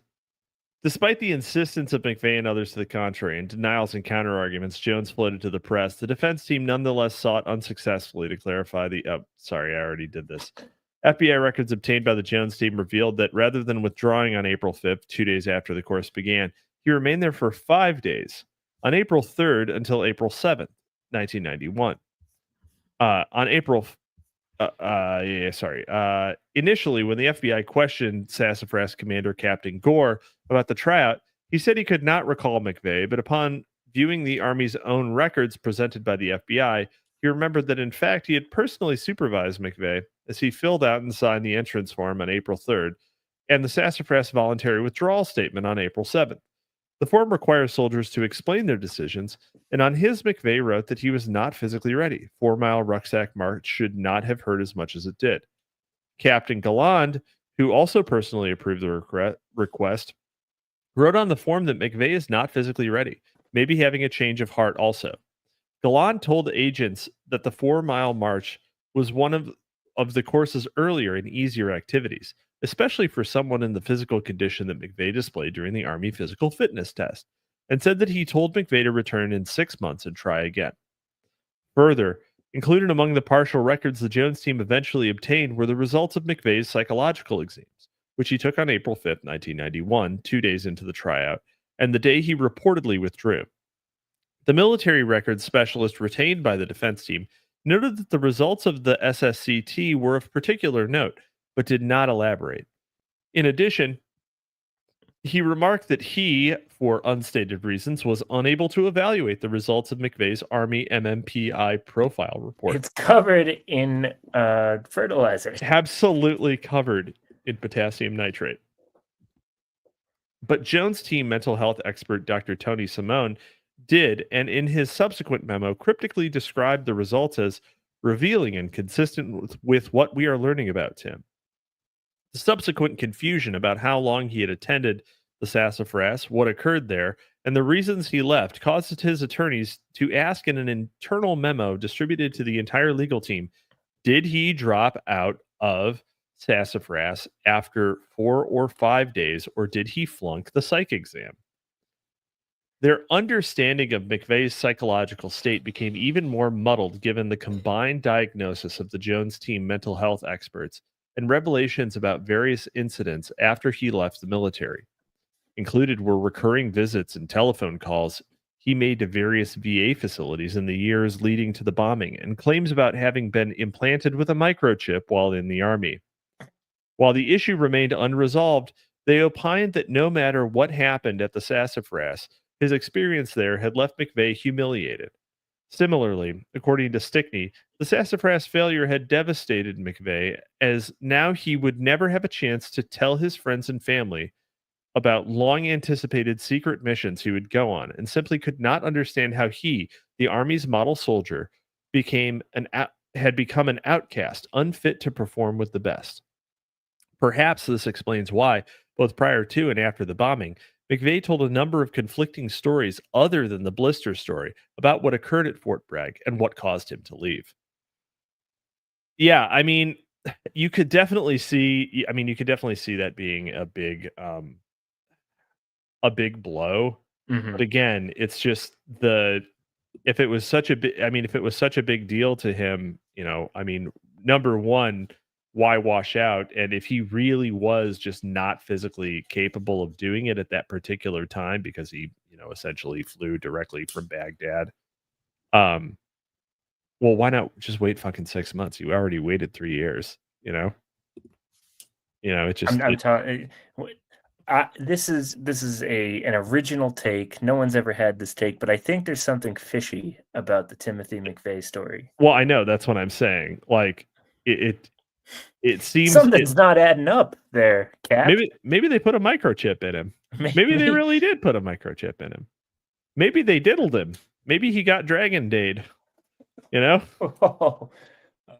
out Matt Pegas. Yeah, shout out Matt Pegas. You want to read a dissident right author who vividly describes a gay rape in the first 5 pages of his book? Was it the first 5 pages? I knew it was early on. It's like the first DR book that I ever read. Really? Yeah. The first one, and you stayed. Yeah. Because I started listening to the New Right pod. I was very insulated trying to do my own thing. Shout out to New Right as well. Yep. Oh, definitely. Yeah. Dan Baltic and Matt Pegas. And I was like, oh, Matt has a book? Okay, cool. I'll read this. And on it, like, I liked it. It was a good book. And I was like, oh, I could definitely do this. Like, I can put my book out and it'll be good. And that's how wrong you were. Yep. Son of a gun. You old so and so. You dirty double dealer. You dirty dog. You dirty dog. Yeah. Definitely battle axe. Definitely check out Dragon Day though. It's an unfairly overlooked novel. Much maligned on the DR. Yeah, terrible cover art. Really just has not helped it at all. Yeah, but I like the guy. I like most of his work, Matt. Something. Well, yeah, no offense to him. I mean, if it was a book about, because he's the house, the guy at Terror House. Yeah, he's the house artist at Terror House. Yeah. Like the problem isn't the execution of the art. It's just that it doesn't communicate what is inside of the book. Like it's like it gives you a real false impression about what goes on in that book. Not that they should have put a gay rape just should have had a gay rape on the front cover, and then everyone would really know what they were getting into. Really should have put that on Nutcranker too. Then... Yeah, they should have tiny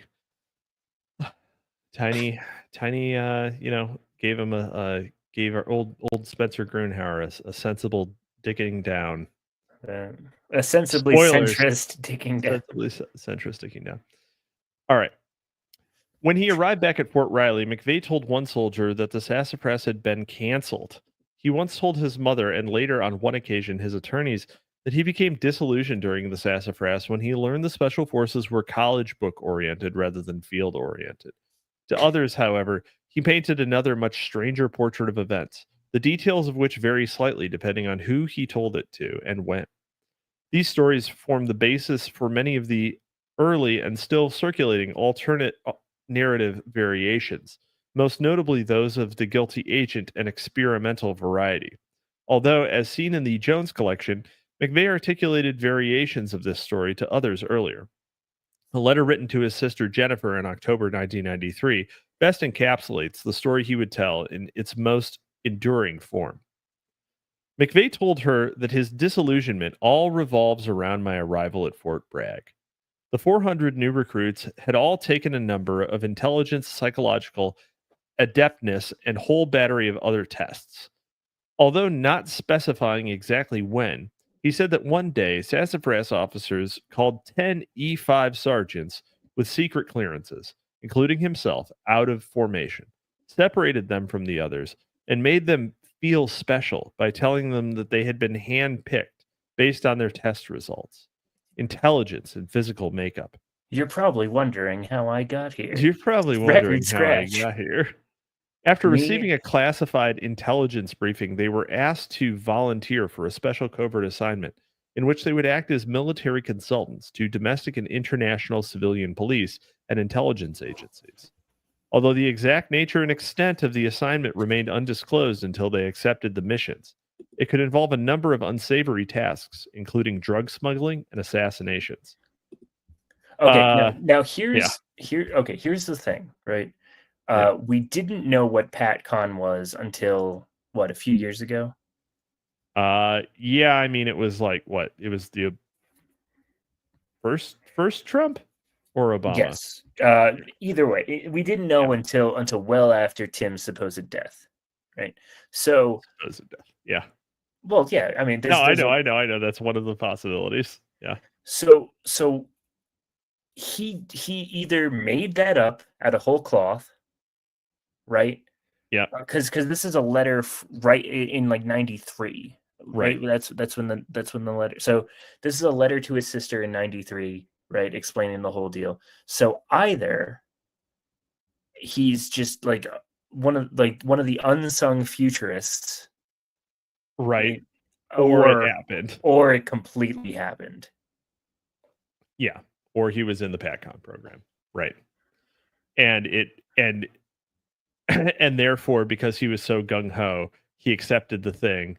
But then also he kind of got, well, I mean, so the thing is that you could actually have both be true, because he accepts the PatCon thing, right? Has to get into all this covert. He gets sheep dipped. But then he had to get sheep dipped. So now he has to be the guy who washed out, because that's the fucking cover story. And washed out. In fact, like, his sister Jennifer is consistently the only person he quote unquote tells the truth to, right? She's like she's like his only his only outlet, his only connection to what is reality, all because, you know, he wanted to show his army buddies pictures of 15-year-old girls, as any normal thing would be. As any normal person would. Yeah. Yeah, you know. Shout out Gabe. Shout out Cormac McCarthy. Yeah. Okay. It makes entirely too much sense. Yeah. And I mean, it's definitely on the list of real possibilities. In subsequent letters, he informed his sister that while at first he played along and returned to Buffalo, where his handler made occasional contact with him, as time went by, the more he learned about his secret mission, the more distraught he became, until eventually he became suicidal, and in a near nervous breakdown, confided the entire ordeal to his grandfather. Soon after, he decided to hit the road, go on the run, and keep my path cool in case someone is looking to shut up someone who knows too much. He acknowledged that because of the drastic change in his personality after leaving the army, the entire family now believed he was mentally disturbed, but assured her that this was an act, all part of the game. He asked her to keep what he disclosed to herself, and warned that if she betrayed his confidence, his life could be in danger. He apologized if what he told her had fucked her up, but said that he had an urgent need for someone in the family to understand me, and needed someone to know in case I'm found floating in a river. Yeah. real plausible. I'm more on this like second or third read through of the book. I am more and more convinced that that old Tim was left out to pasture. Well, I mean, yeah, what happens to those agents? You know, do they get to retire? I've seen The Bourne Identity. Yeah. In this story, arguably among the stranger ones to circulate, McVeigh does not leave the Special Forces tryout because he is unfit, either physically or mentally, but rather based on his superior mental and physical qualities, becomes part of a covert group acting independently from the Army or other government oversight. Actually, you could totally just take every single bit of this and turn it into a YA novel. Like you could just say, We could do it. We could put it on Royal Road. You're in Delta We could be Green, Slop Timothy Kings. McVeigh. You're in Delta Green. Yeah, exactly. Slop Kings mentioned. Yeah, you are the special boy. You are, and this is actually the argument against it, that this means that he's the fucking boy who lived, right? It means You're a main character, Tim. Yeah, it means you're a wizard, Harry. Like he got handpicked by by top brass for a secret mission his first day in special forces. So it's my first day. It really seems like and it's also a story that seems like it could be, I mean, it also seems like it could be cope, but well, no, just like all of those army wives he had relations with, everyone just saw how awesome and amazing he was all the time. Right. He was the main character and he's the main character of this book. Why not? He is the main, yeah. Becomes part of a covert group acting independently from the Army or other government oversight. Out of principle and personal conviction, though, he goes rogue and is forced to go into hiding and live on the run because of the secret knowledge he learned. Whether told in deception or delusion, or true, partially true, or wholly fabricated, McVeigh's stories sound similar to the popular 1980s television series The A-Team. I get to be Face Man. The crack commando unit. Can I be Mr. T? You have to be Mr. T. I pity the fool. Put on the black face, Hudson. I pity the fool who does blackface. The crack commando unit, framed for a bank robbery and having escaped, must live underground on the run and hunted by the Army. His defense team was unable to make heads or tails of such claims, but did not think they had been written disingenuously. And the Jones team attorney Rob Nye, referring to the letters, noted, "If Tim is lying, he's one good liar." McVeigh that settles it. Well, yeah, no one's a good liar. I mean, this is one aspect of it, because McVeigh also, we have to remember, really, really, really did not want his defense team to say that there were other people involved. It was just like, nope, don't look into it. I did it. I'm the guy who did it. I want my platform, and that's all I want, right? That's the only thing he was trying to get out of it.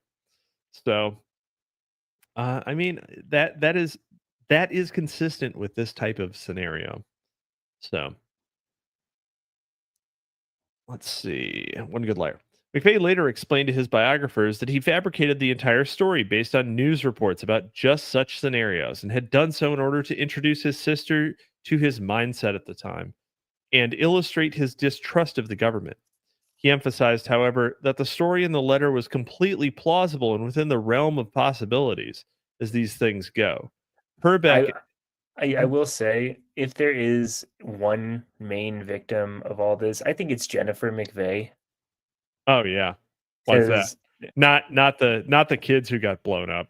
Well, I mean, besides that, I just don't know any of their names. Yeah. Okay.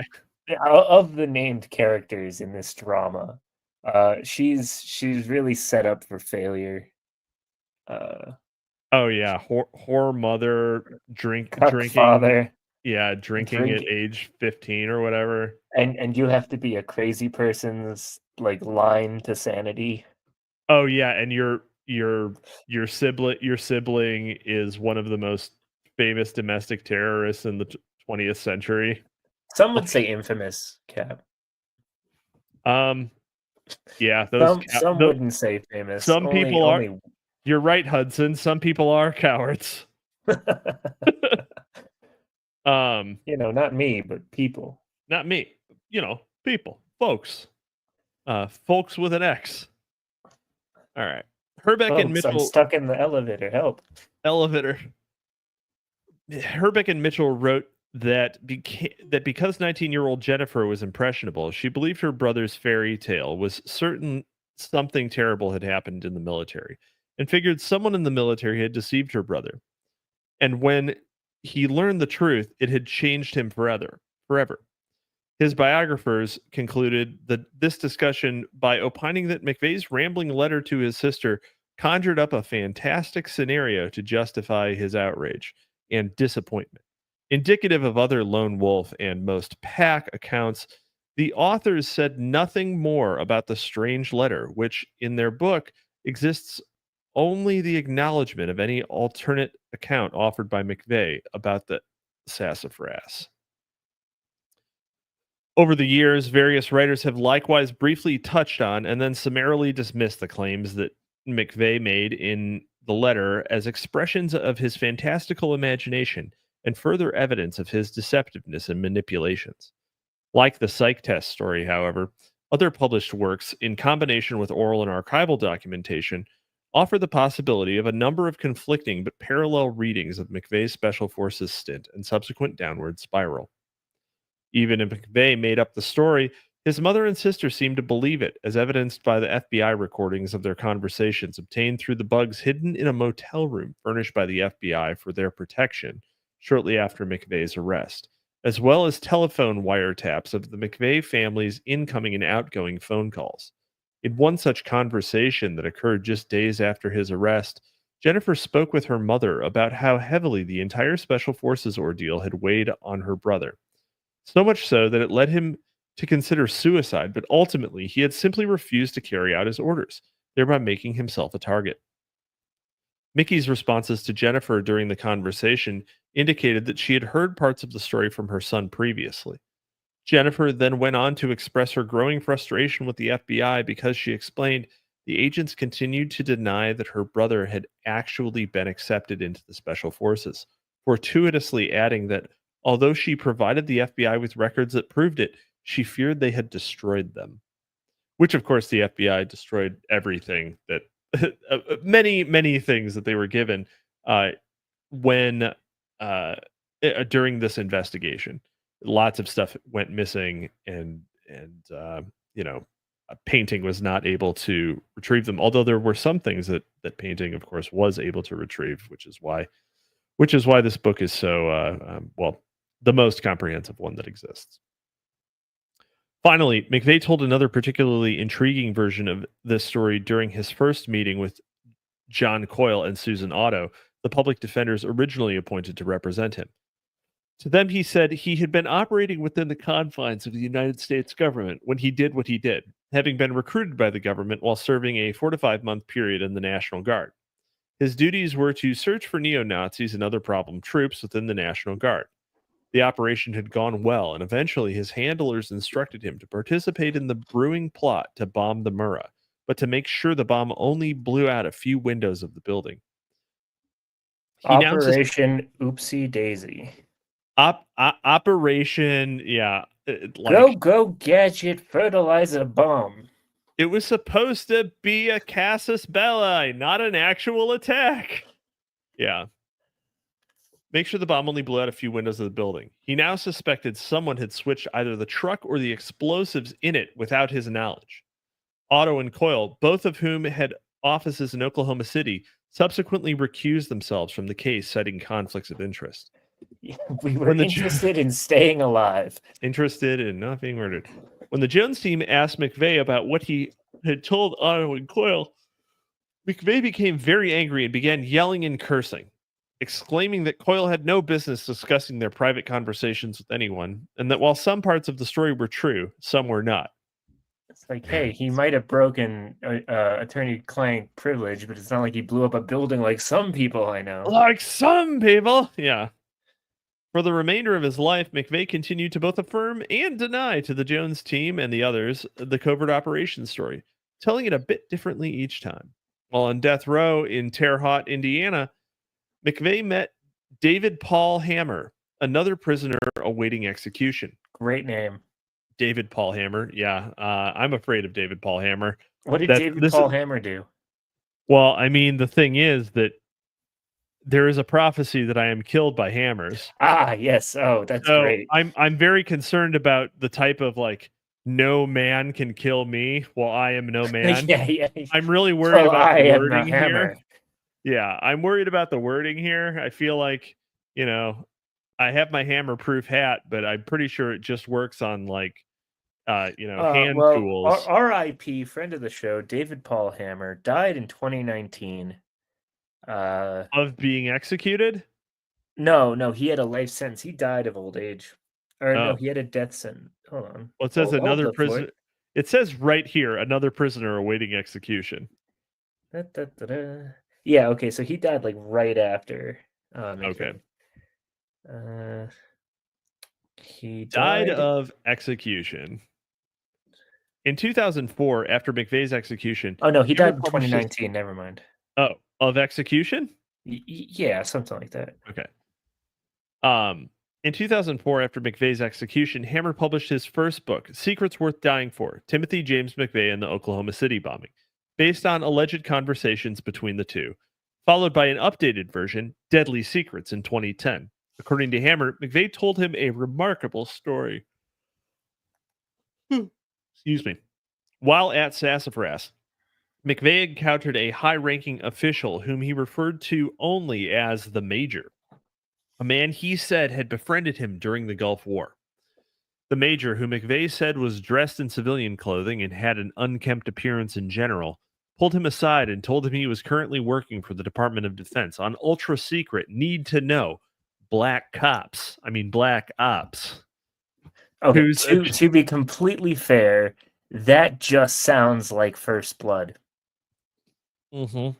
They shed first blood, not me. Yeah. Whose agenda was primarily domestic intelligence gathering and internal threat evaluations, with an emphasis on direct counteraction operations. The Major then described a right-wing militancy spreading rapidly throughout the United States that threatened to rip the country apart. I can only get so hard.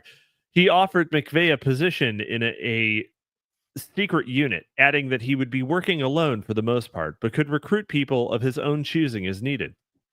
When he accepted, the Major instructed McVeigh to wash out of the special forces, tone down his hotshot performance in the Army, and quit the You're Army too altogether. good, kid. We need you to tone it down a little. We need you to be a real fuck up. Yep. Quit the Army altogether by the end of the year. In the meantime, in order to infiltrate the far-right paramilitary underground, McVeigh was to become familiar with the rhetoric and literature of the extreme right, create a plausible aura of a disgruntled soldier, and await further instructions. McVeigh obeyed the order. Start gooning.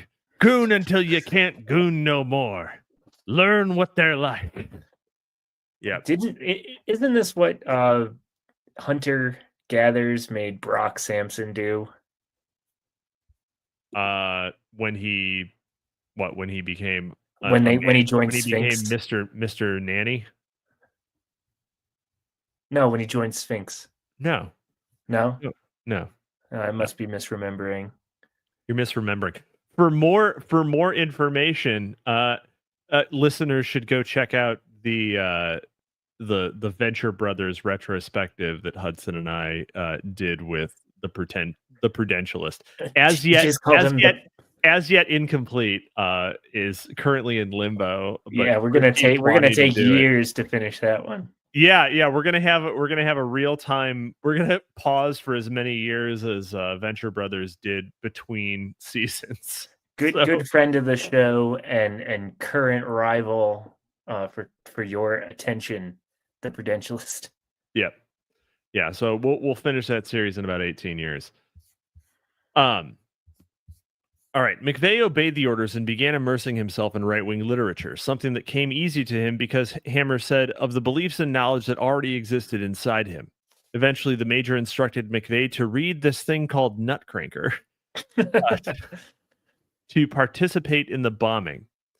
Hammer said that true or not, McVeigh believed the story and in the final days of his life became preoccupied by the idea that somehow, through one ruse or another, the Major would prevent his execution at the last minute, perhaps by faking it, and he would be given reconstructive surgery, sent away, and rewarded for his service. And that man is J.D. Vance. It'd be really funny if at the very last second before the needles go in, you just see like a guy in scrubs, and he just gives him a wink. Yeah. Oh God. Huh? And it's like, Yeah. I knew it. The lights go out, and he's replaced with a perfect with a perfect like Timothy McVeigh real doll. See, you say right before the you needle say goes in. that, but damn, if that basically didn't happen. We'll What? get to that part. Yeah. Because like there's the fake funeral, or like the fake body and the fake. Right. Sure, Okay. sure. Let's do it. And so, For obvious reasons, it is easy to dismiss this as a fantastical tale woven by Hammer, a desperate death row inmate. In fact, prior to his execution, McVeigh expressed his dislike of Hammer and warned more than one person that after his death, Hammer would publish a book, which McVeigh said would be full of lies. Still, while Hammer's account must be read with a healthy dose of skepticism, it relayed details of conversations and claims McVeigh made in private, some prior to the bombing, that were not known publicly and therefore could not have been known by Hammer unless McVeigh told him. For instance, although attributing the sassafras withdrawal to McVeigh's blister, Randy Coyne, who continued as one of McVeigh's lawyers until his execution, they killed his lawyer? Relate a story McVeigh sometimes told, which Coyne referred to as the Bourne scenario, alluding to the recent popular movie series about Jason Bourne, a rogue former CIA agent released only after McVeigh's execution. The books came earlier. Coyne explained that until his dying day, luckily for us, readings for nerds. But the novelization of the movies came after. Did they really make novelizations of a book based on a novel? Well, I don't know if they did that for the Bourne series, but that definitely exists. Yeah. I love my country. I love my country. Alluding to the recent popular, let's see. McVeigh entertained the idea that rather than being executed, his former handlers might intervene, whisk him away, and reward him for completing his mission and keeping his mouth shut. In 2007, Terry Nichols signed an affidavit stating that prior to the bombing, McVeigh confided that a high-ranking FBI agent had recruited him to participate in undercover operations, and at some point had instructed McVeigh to participate in the bombing. Nichols said McVeigh became visibly enraged during their conversation and ranted about how his handler changed the original target of the planned bombing, directing him to bomb the Murrah instead. While the court sealed Nichols' 2007 affidavit and supporting documents, in them he disclosed the identities of other alleged government informants and conspirators within the bombing plot, and wrote that they were being protected by the FBI/government in a cover-up to escape its responsibility for the loss of life in Oklahoma. This list is just a cast of the A-Team. This is what? Wow. Luigi Mangione.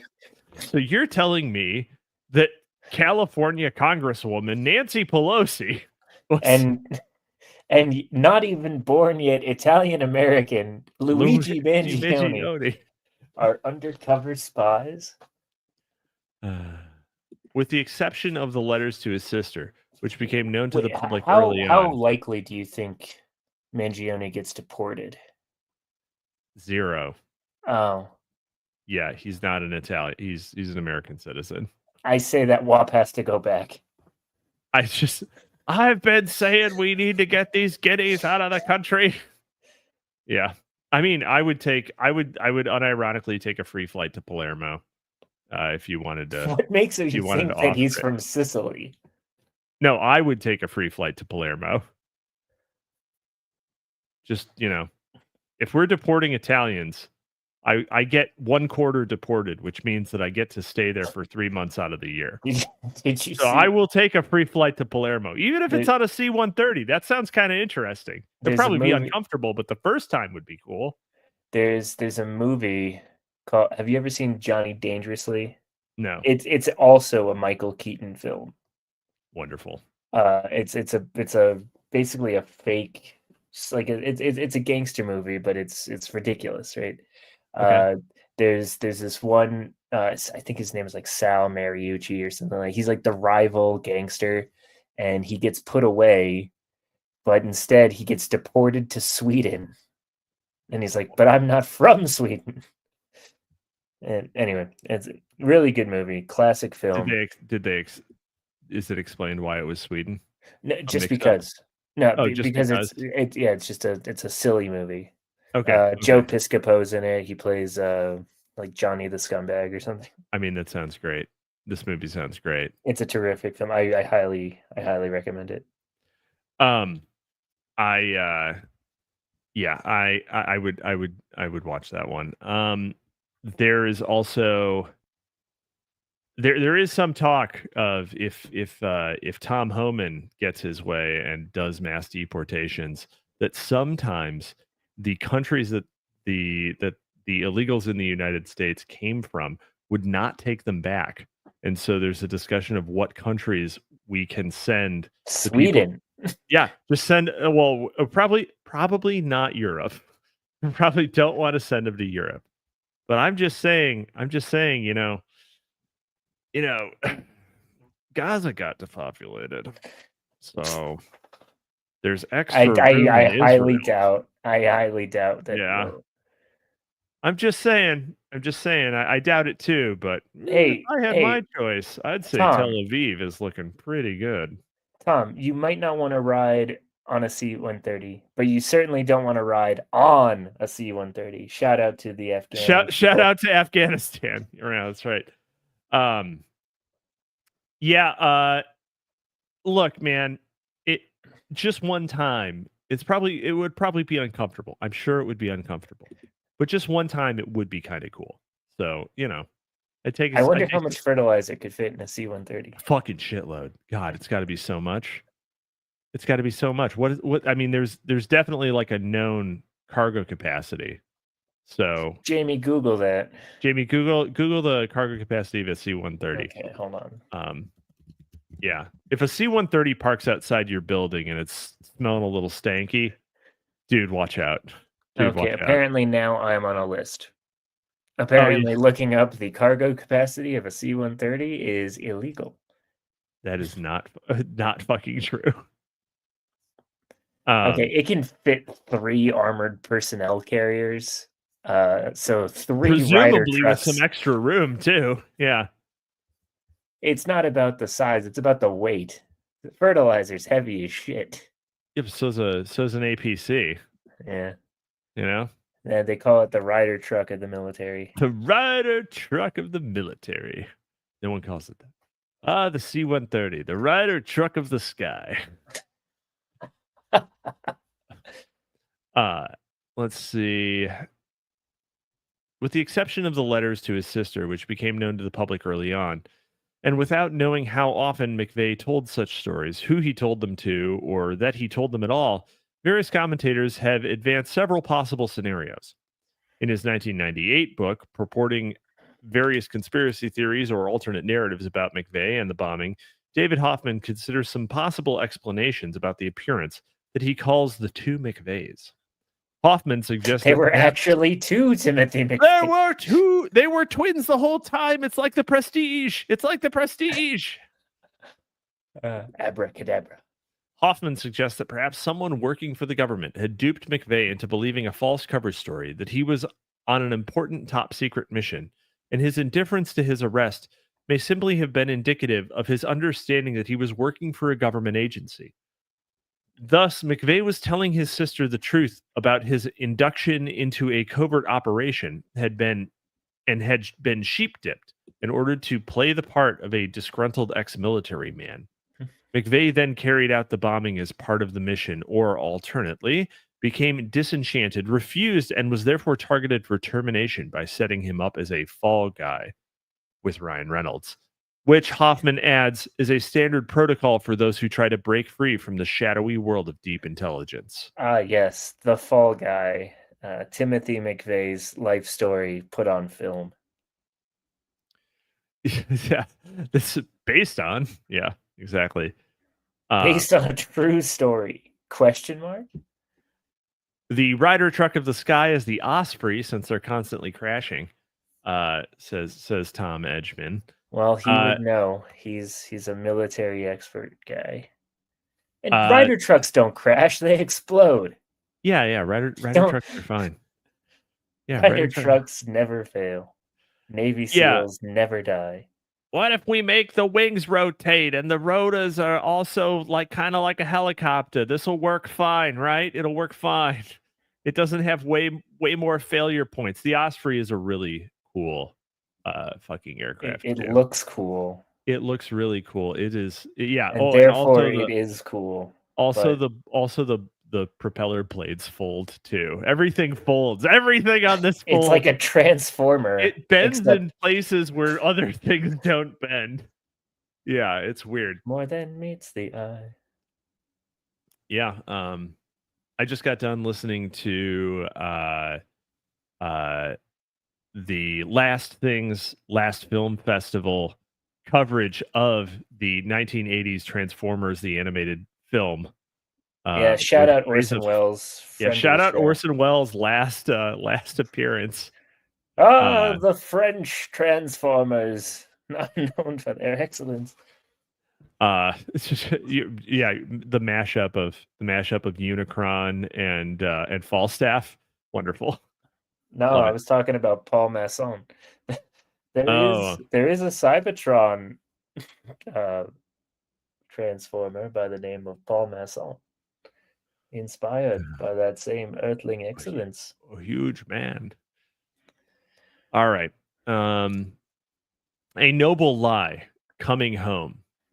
After McVeigh's brief and mysterious sassafras tryout at Fort Bragg, he returned home to the Buffalo area several times on leave. Friends and family members immediately noticed changes in his personality, and as reflected in the Jones team's interviews with them, attributed it to his experiences in the Gulf War, rather than the failed Special Forces tryout. It seemed he had a vision of himself irreconcilable with what he saw and did in the Gulf, and was now cognizant of things his friends and family back home could never understand. Even his official biographers, Herbeck and Mitchell, came to feel that much more than his failure to make Special Forces, his experience in the war had soured him on the military. The more he thought about it, the worse he felt about the killing he had done for the American government, and stressed that the real reason for his disillusionment was the lies he heard in the Persian Gulf. Those lying Iraqi bones cracking under the tread the weight Bradley. Yeah. The Osprey is a transformer. Transforms GIs into a casket. Oh, you dirty dog. I would fly on an Osprey one time too. Statistically, once is fine. But once is all you need. It is a Marine chipper, right? Let's see. When he saw Steve Hodge after returning from the Gulf War, McVeigh emphasized that he had not done anything heroic during the war, and called the medals and commendations he earned overblown. To Steve, Tim seemed greatly troubled by what occurred during the war and described it as a waste of life due to the inability of the Iraqis to fight. When he did have to fight, McVeigh said the fighting had been terrible. He told Steve about the friendly fire, the people he killed, and the murder of surrendering Iraqis who, McVeigh said, would pop down in their trenches, wait for the firing to stop, pop back up, and continue their attempt to surrender. It seemed like a cycle to Tim, and Steve could tell it bothered him a lot. I think seeing people suffer hurt him, and he had his fill of fighting. Although he had always wanted to help people, to play the hero, Steve reflected that when the war ended, Tim turned his attention to pointing out the injustices of the world. This isn't a war, it's a murder. This isn't a war, it's a moida. It's a moida. His maternal cousin and godmother told the Jones team that McVeigh appeared bitter and disappointed. I think he tried to be a good soldier. He wanted to be number one, but his experiences during the war, he wanted to be number one. He had to go kill Smitty, Werber, Jaegerman, Jensen. During the war, had a negative effect on him. I've literally never seen an episode of SpongeBob my entire life. I am pretty sure you're a Fed. I am. Are you Paul Pelosi? I'm too old. Maybe I really am Paul Pelosi. but I am too old for SpongeBob. It came on when I was like it's like started when I was 16 or something. So yeah, never seen the SpongeBob. I know it only through meme osmosis. That's that's basically how I know now 2/3 of the Lord of the Rings trilogy. Have you didn't read the Lord of the Rings trilogy? I've now read Fellowship of the Ring. That episode will be coming forth soon. You I know. that is fucking unbelievable. I know. Everyone's like, "Oh, I can't believe it." How fucking dare you? You're the Fed here. I don't know how you can even be like right of center not having read Tolkien. I don't even know if it's possible. I figured it out. I figured it out. Dude, you are gonna get so unbelievably based. You're gonna become a baritone after you're done reading Lord of the Rings. I didn't know I could get more based. I read Ted Kaczynski, and then I read The Conquest of Bread backwards, and I became based. Cool. Yeah. I've only read the Silmarillion. I've never read anything else. He wrote other things besides the Silmarillion? Wait, there's sequels to the Silmarillion? J.R.R. Tolkien, known for other work. Known for his other work. Killing Germans in the Somme. Let's see. His maternal cousin and godmother told the Jones team that McVeigh appeared bitter and disappointed. I think he tried to be a good soldier. He wanted to be number one, but his experiences during the war had a negative effect on him. His aunt said she could tell immediately that it had been an overwhelming experience for him. To her, he confided that I had never known death before. I saw bodies lying around.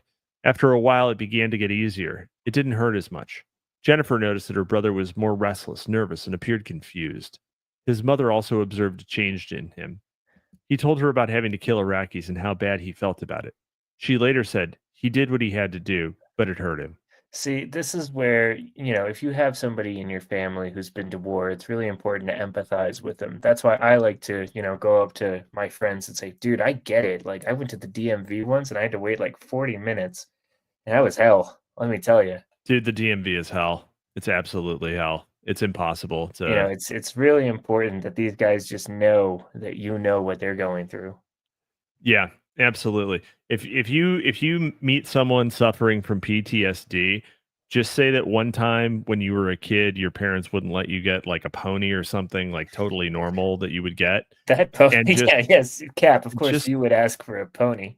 I would never ask for a pony. I'm just saying that other people would ask for a pony. I didn't have to ask for a pony because they kept giving me ponies.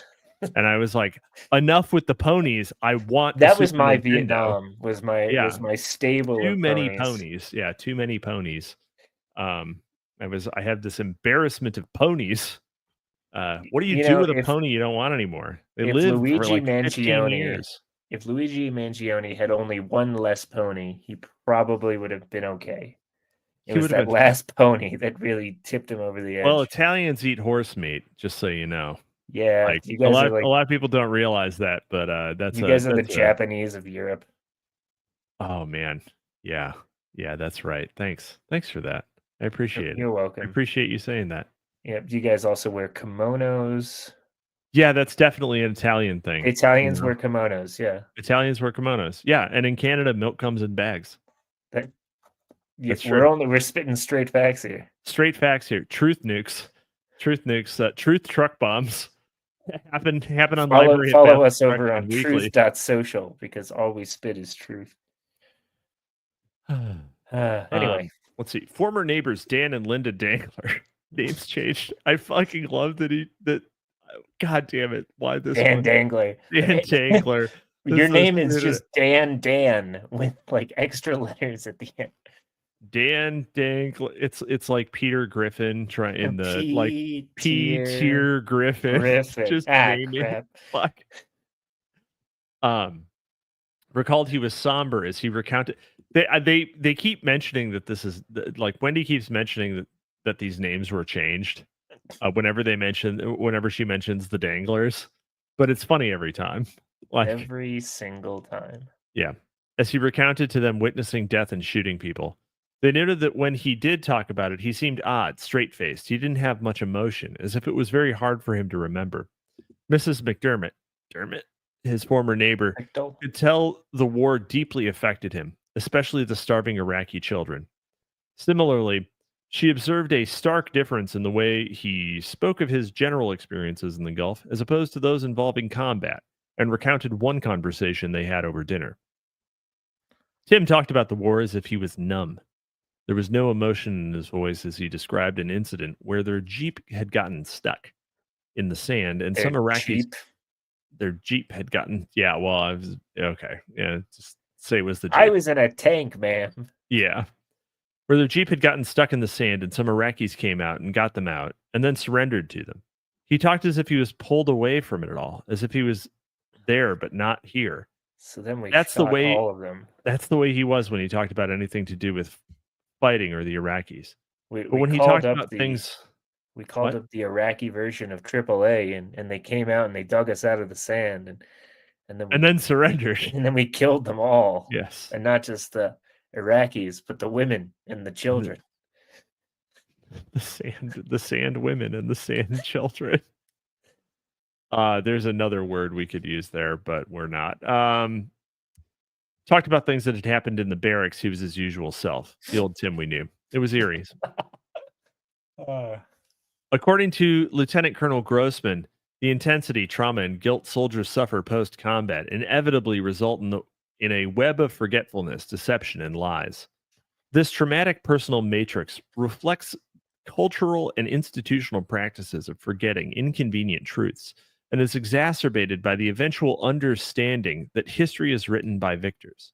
This, combined with the soldiers' simultaneous yet unconscious cover-up of the reality of their own combat actions, results in a larger socio-cultural conspiracy of silence about the realities of war.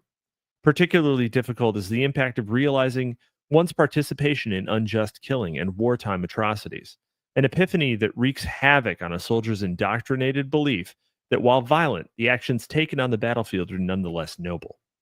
This is especially so for witnesses or participants in the killing of surrendering or captured enemy troops or civilians, who develop a deep, lingering, and unresolvable need to justify such actions.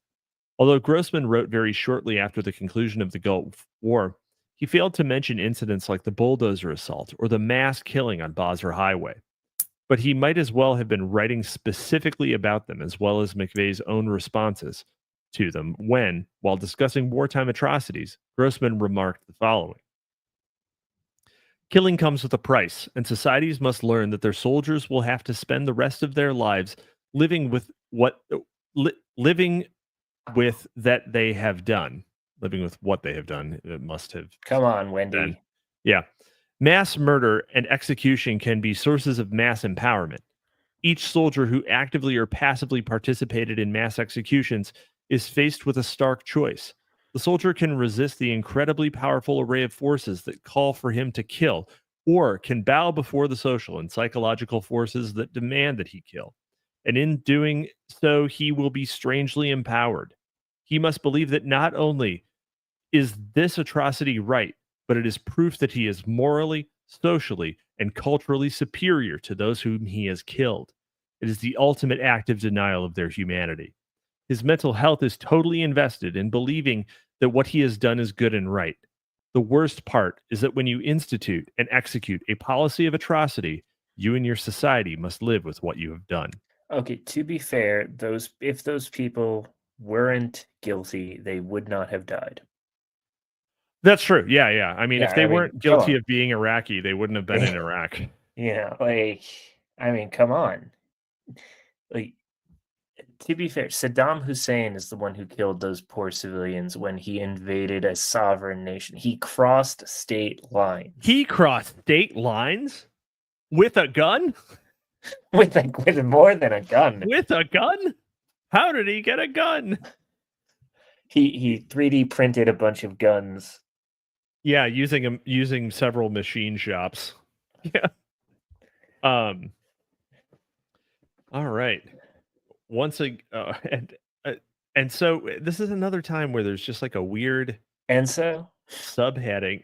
this is another time where there's just a weird subheading we've used before. The ill political anti-McVeigh. Yeah.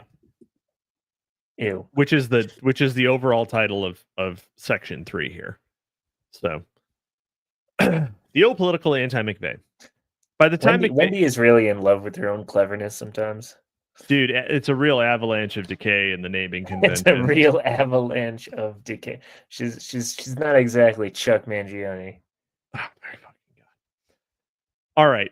We're probably going to be able to get halfway through. Maybe we'll be able to get to stress level 3000 on this. It's over 3,000. So, but we'll see. But that you know, SpongeBob, you don't know, but that you know. Yeah, because I was on 4chan in 2004.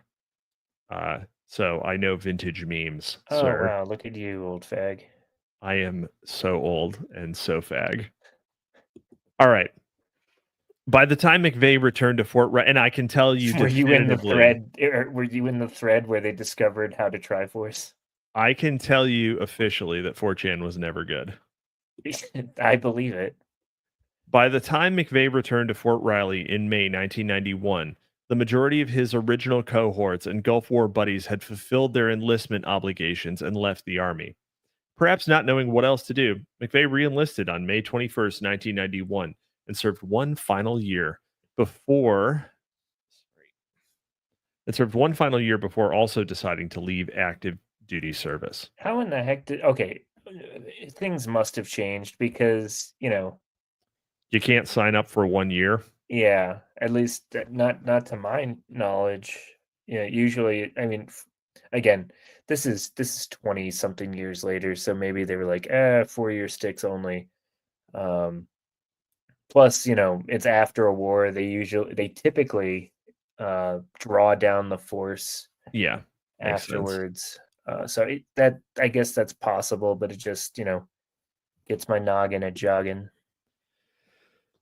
Throughout the summer of 1991, he lived off base in an apartment with 2 other soldiers, Sergeant Richard Cerny and Corporal John Has Kelso. a wife. Right.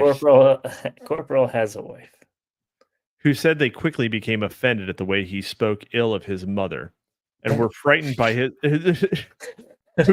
who said they quickly became offended at the way he spoke ill of his whore mother and were frightened by his erratic driving habits. Kelso remarked to the Jones team that to him, it seemed McVeigh had no respect for laws and described his memories of what? I'm just driving how I drove in Iraq when I ran over all those Iraqis. It's so. So this isn't cool in America. You keep burying people in sand, but we're not in an area with a lot of sand, so you keep buying sand to bury people in. I'm telling you, he must have had like the frequent flyer, like frequent shopper Home Depot card, where it's like, wow, this guy buys a lot of sand and a lot of fertilizer. His lawn must look great. It's the biggest fucking sandbox. It's all bodies. Are you the superintendent of a golf course, sir? My God. McVeigh was a nice guy, but had different views than most people and didn't act normal like Cerny and I. He was real serious and read a lot. He was a loner who just wanted to be by himself. He'd rather sit in his room and read books than do what we were doing. Sometimes he'd hang out with 48. Which was each other. Yeah. Which was each other. Me and Cerny were different than him. We were gay. We drank and chased women. And he was a really private kind of person. We stayed up all night and went to work, but McVeigh was totally opposite. Hell, he never had a girlfriend. He went to bed early and never went to work. Never used drugs, just Mr. Clean. I would see him drink some, but it was a minor amount. He drank more after the golf. He had a lot of guns, and I found it unusual. I'm a hunter and I hunt a lot, and I've got guns for every type of hunting, duck, deer, geese, but he wasn't a hunter at all and still had a ton of guns. His were more for self-protection. He was a shooter. He shot a lot with anybody that wanted to go out. He always went. There was a big change in him when we got back from the Gulf. When he didn't get into special forces, his whole dream shattered. He had to come back and face us. No one was really harassing him about it, but he knew that we knew. I think he thought that we saw him as a failure. He had no other thing on his mind before except the special forces and military, and after that, he just crumbled. It was a 100% change.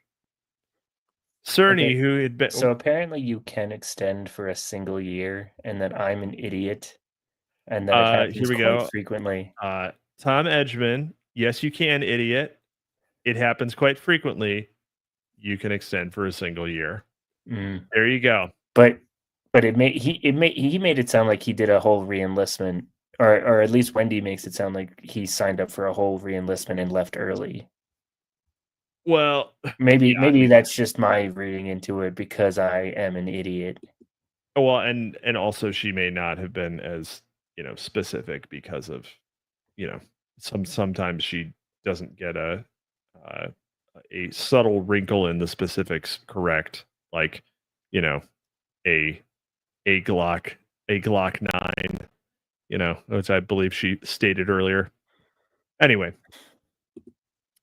Cerny, who had been in the Gulf with McVeigh during the war, often in the Bradley next to his, was less kind in his assessment. For one thing, Cerny explained, McVeigh was the most racist bastard I ever knew. Most racist bastard. During the war, he had personally witnessed McVeigh shooting at surrendering Iraqis, and even at that time, thought that shooting people didn't bother him in any way. In fact, he continued, Cerny said he personally believed that if it came down to it, McVeigh would not hesitate to shoot them too, adding that McVeigh is a cold-blooded bastard who believes that life is very cheap. Both Cerny and Kelso said that after the war, McVeigh had a bad attitude. Why Kept did he guns let around- them live with him? Yeah, Or so weird. Yeah. It's like, I thought he was a cold-blooded bastard who would kill me Anyway, if he he had always a paid chance. his rent on time, so He was a good man and thorough. is a cold-blooded bastard who believed that life is very cheap. Both Cerny and Kelso said that after the war, McVeigh had a bad attitude, kept guns around him at all times, and seemed paranoid.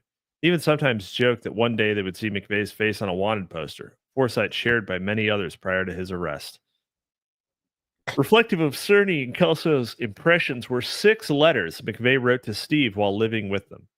In one dated July 10th, 1991, he promised to show Steve his pictures from the war next time he came home, but then went on to admonish Steve for not sending information he requested, specifically the contact information for Handgun Control Incorporated, a gun control advocacy group formed by Sarah Brady to have the Brady Bill legislation passed. To Steve, he wrote, I asked you about an address for Sarah Brady or HCI so that I can mail bomb her. With this mail bomb I got. Well, yeah. Uncle Ted mentioned. Presume the They're on Unabomber death would. row, and he's like, I almost sent a mail bomb. Yeah, the Unabomber was still at large at that time. So McVeigh, who had never lived in Industrial society and its future, and also don't pass the Brady Bill.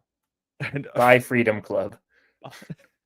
don't pass the Brady Bill because yeah, exactly.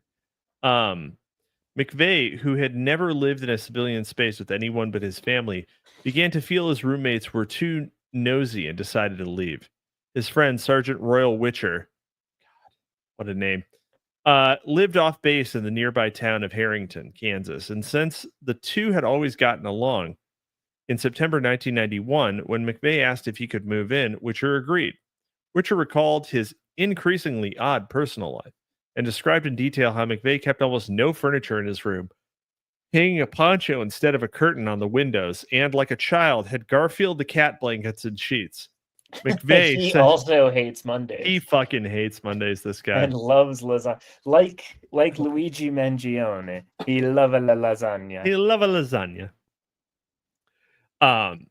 Let's see. McVeigh said Witcher was extremely shy and unable to express himself to women, and so never had a date. According to Mark Ham, Witcher now lived with the spokesperson for Paranoia itself. Okay.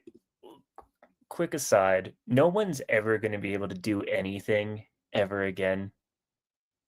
Why? What do you mean? Because just as soon as we figure out his name was Luigi Mangione, he just became like a joke. Oh, I mean, like you've got to be like Chad Mansley in order to do anything and be taken seriously. So you're telling me that this guy named Chad Thundercock. Yeah, exactly. Yeah, I mean, his name would have had to have been John Smith or Thomas Crooks or something. Yeah, Something really anonymous where you can't figure out anything about them. Lee Harvey Oswald. It's just like 3 names. Yeah. Still Tim don't know McVeigh. anything. It's been less than a week, and we have all sorts of information about Luigi Mangione. We have multiple real and fake manifestos, and we know way less about the guy who shot the president-elect in July. So yeah, I mean, wonder why that is. Tom Homan's gonna figure that out. Wonder why that is. I definitely not his job. Yeah, no, he's gonna deport enough people that we figure out what happened with Tom Crooks. Cash. Until that, this is just one person. I will deport one person for every second we do not know what happened about Thomas Crooks. He's gonna have to go faster than that. Actually, 100,000 people every minute. That's pretty good. That's a good start. We're going to start deporting people from other countries. We're going to start deporting people from other countries who have never been to the United States. We're just going to get them out of there. Yeah, real Soviet about it. Oh, you want to live in Georgia? Well, now you get to live in the Caucasus. Exactly. Yeah. During this time, just as before the war, McVeigh continued to excel as a soldier at Fort Riley, at least in the eyes of his superiors. At the end of September, he received his Second Army Commendation Medal, scored perfect in a competition, earned the distinction of top Bradley gunner, and once again became the evaluator for the new Bradley training course. For McVeigh, though, things were different, and he no longer derived pleasure from such accolades. Other soldiers noticed an unspoken change, a definite difference in Tim's attitude. He didn't seem to care anymore, and was pretty disillusioned with the military. He wasn't as motivated and didn't have the drive that he always had. I did a lot of driving in Iraq. He was hyper, nervous, bitter, angry, reclusive, and isolated. He occasionally expressed remorse about the people he killed in Iraq, and his political rhetoric became notably more dramatic and aggressive. They were unsure, however, if these changes were a reaction to the war or to his failure at the sassafras course. I'm so happy that sassafras caught on with you. SFAS is not nearly as fun, right? And it's actually I feel like I'm more likely to stumble over SFAS than I am over sassafras. So shout out to the guys over at Timeline Earth.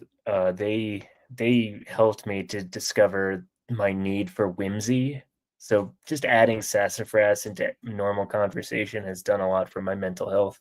You didn't know you liked whimsy before listening to Timeline Earth? Exactly. I thought whimsy was stupid, but turns out I was wrong. So wrong. Whimsy's based. Yep. Many whimsical based men in the past. Okay, there's no way that Sheffield Anderson is another real name.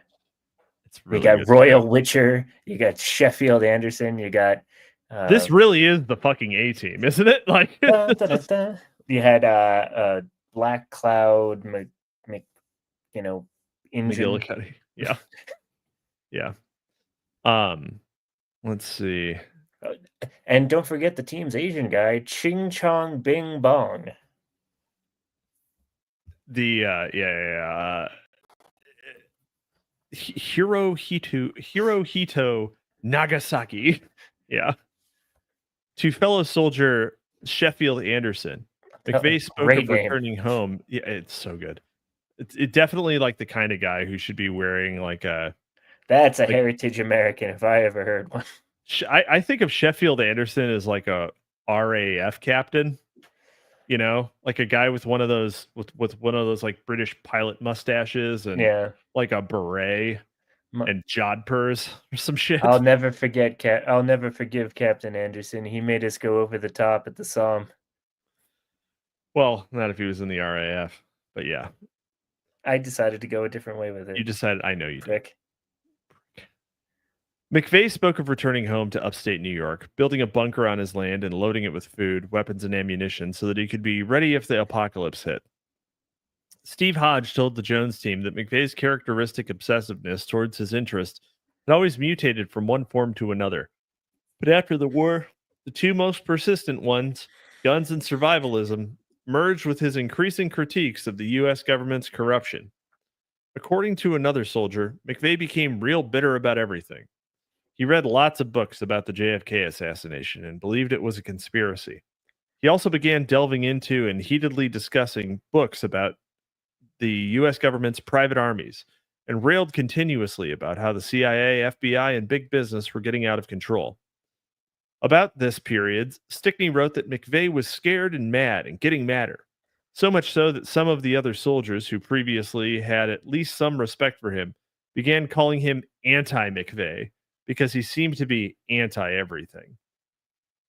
But not anti himself. Anti-McVeigh owns a construction company that builds the Murrah Building and never rents trucks. He's terrible at calculating volume. Not to be confused with his really horrible blackface portrayal of Aunt Jemima, Auntie McVeigh. Auntie. Really just hard. Don't Google that, Auntie. folks. Auntie McVeigh. Auntie. Another soldier said McVeigh was always strange, but rapidly became stranger. He related an incident that occurred one night while they were out driving around, during which McVeigh suddenly parked on the side of the road, pulled out his pistol, and just started rapid firing into the open field. McVeigh said he hadn't done that in a while, so he just felt like he had to do that. I thought he probably went off the deep end. His new roommate, Witcher, with whom McVeigh got along well, said the strangest thing he noted was that McVeigh kept weapons all over the house, in the bathroom, behind the towels, the kitchen cupboards, under the couch in the living room, in the ledge over the stairs, and in his car, both in the glove box and the trunk. Other guns, Witcher continued, he stashed at friends' houses. But McVeigh's personal armory soon grew so large that he had to rent a storage locker in nearby Junction City. I don't know if he was paranoid or what, or maybe he had some friends that were after him. I don't know. I would not, could not with a house. I would not, could not in a mouse. I will not blow up the Murrah Building, Sam. I am. What brought that on? Just thinking of Dr. Seuss. Oh. friend. You're just ripping on Dr. Seuss for no reason. Friend of the show, Dr. Seuss. You could have done like one fish, two fish, red fish, blue fish. You could have just done one gun, two gun. One fish, two fish, red fish. Oh no, is that a rider truck? Oh God. Oh, the places you'll bomb. Oh, the places you'll bomb. Yeah. Horton hears a hoe. It's Mickey McVeigh. Horton hears the major telling him what to do. Oh, God, fucking jealous. You know, when you think about it, Horton Hears a Who is like the greatest piece of anti-abortion literature that exists. Because a person's a person, no matter how small. Right? Yeah. There you go. Yep. Libtards owned. Yet again. Yep. Dr. Seuss canceled. Yet again. McVeigh began spending more time with Terry Nichols, who lived nearby, and frequently made trips to Michigan to hang out with Terry's brother, James. McVeigh, Witcher continued, became ill political. Amidst his obsessive consumption of news, McVeigh found at least one thing to take issue with every day. Another cohort said he noticed that once McVeigh began spending more time with the civilian population around the base, with whom he shared similar interests and sometimes went out shooting, he became a little more closed-mouthed. I swear, Tim McVeigh, if he were still alive today, would have a banger account. Oh, God. I mean, yeah, he probably would just Fed post constantly, though. Oh, yeah. It's like, yeah. McVeigh fan 25. McVeigh fan 26. Yeah. Mickey's little boy. Yeah. Some commentators suspect that McVeigh might have first become acquainted with members of the rapidly growing patriot and militia movements during this time. In 1990, Larry Pratt, the father of the modern militia movement and executive director of Gun Owners of America, an anti-gun control legislation organization, published his manifesto that called for the formation of armed citizen militias and civil defense units, and warned of the federal government's plan to disarm Americans. Reflective of a growing trend throughout the country, citizens' militias, paramilitary, and anti-government groups had begun to appear around the Fort Riley area in Michigan, where McVeigh spent an increasing amount of time. Economic and social disenfranchisement, rooted in part from the 1980s farm crisis, gun control legislation, and increased militarization of police. NAFTA and the military's involvement in the United Nations peacekeeping operations were all indicative of Bush's New World Order, which provoked fears that the U.S. Constitution was rapidly eroding and the country was losing its sovereignty. No lies detected. Well, the U.S. has not really lost its sovereignty. In fact, it worked the other way. Like, other countries have significantly lost sovereignty to the United States. Serenity now. Serenity now. Sovereignty now. Come on, let's go for it. Oh, sovereignty. Ah, I see. Sovereignty. Yeah. Sovereignty. Oppositional. I heard a really good joke today. What was it? An old George Bush joke, which, I can appreciate listening to, early 2000s radio.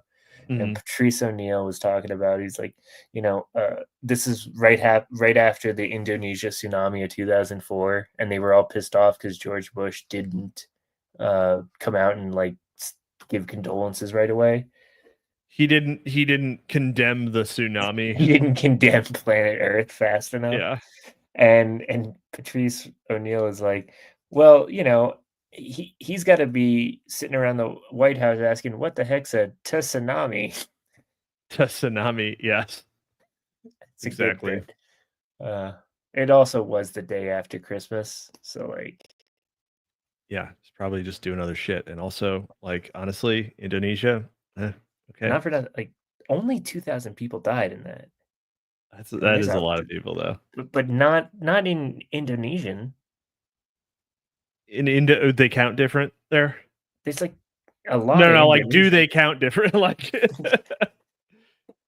yeah, like that's like, okay, so tsunami versus 9/11. More people died in 9/11, but that's a pretty. The reason it was such a tragedy is because they were American. Is because many of the people who died in 9/11 were American. Yes, or and possibly Israeli. Well, yeah, I mean, Well, no, actually, they got the call. There is actually a monument specifically to the Jewish victims of 9/11, by the way. Just no. Yes, there is. Oh, well, that's good. Yeah. Well, just so you know. Thank God for that. Yeah. Your tax dollars at work, folks. Well, maybe. I don't know. I don't know if it was tax funded. I just know it exists. Let's see. Oppositional right-wing groups within the increasingly popular umbrella of the Patriot movement responded by stepping up their recruitment and propaganda efforts, targeting, among others, active-duty military personnel who were attracted to their patriotic, anti-communist, constitutional rhetoric, combined with their professed willingness to take up arms against a corrupt government. The presence of militia, patriot, and other anti-government paramilitary groups was strongest in the states with higher numbers of gun owners and Vietnam and Gulf War combat veterans, including the Fort Riley area, where recruitment efforts directed at soldiers were becoming more noticeable. McVeigh claimed he was never a card-carrying member of any group, but clearly their pro-gun message and paranoid outlook appealed to him. Despite such claims, McVeigh, at different times in his life, was in fact a card-carrying member of the KKK, the NRA, the Republican Party, and of course the U.S. Army. Wait, they give cards out to the KKK? I mean, you get a card? It's funny you should mention that because David Duke, former Grand Dragon of the KKK, also the pseudonym of David Herod of Tukey's Mag. I don't think that is one of his. Yeah, I'm telling you, Gabe is the only one that's real. Gabe, and then David Duke and Paul Pelosi. That's have right. A middling to low quality YouTube channel that is boosted by my presence. Okay, we'll see. We'll see. Double dealer.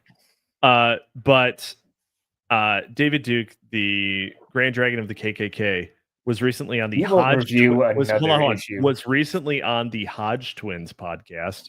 What? Two black men, and they gave him an N-word card.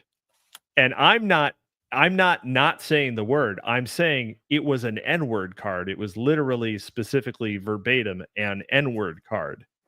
And what did he say? I've already got. He was like 10. Well, he's saying, "Well, thank you, but I don't use it," because he's one of those like weirdly polite Jared Taylor types. I don't use that's our word. Yeah, that's our. You don't need to give me permission. I was doing it already. No, but the thing is that you'd think that if you were giving someone permission to use the word, you'd print it on the card rather than writing N-word card on it. And it's spelled ENWORD. Yeah. Well, they wrote it, so you know.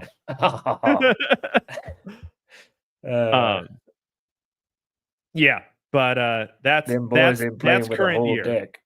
That's current year. So, just to be clear, friend of the show, the Hodge Twins.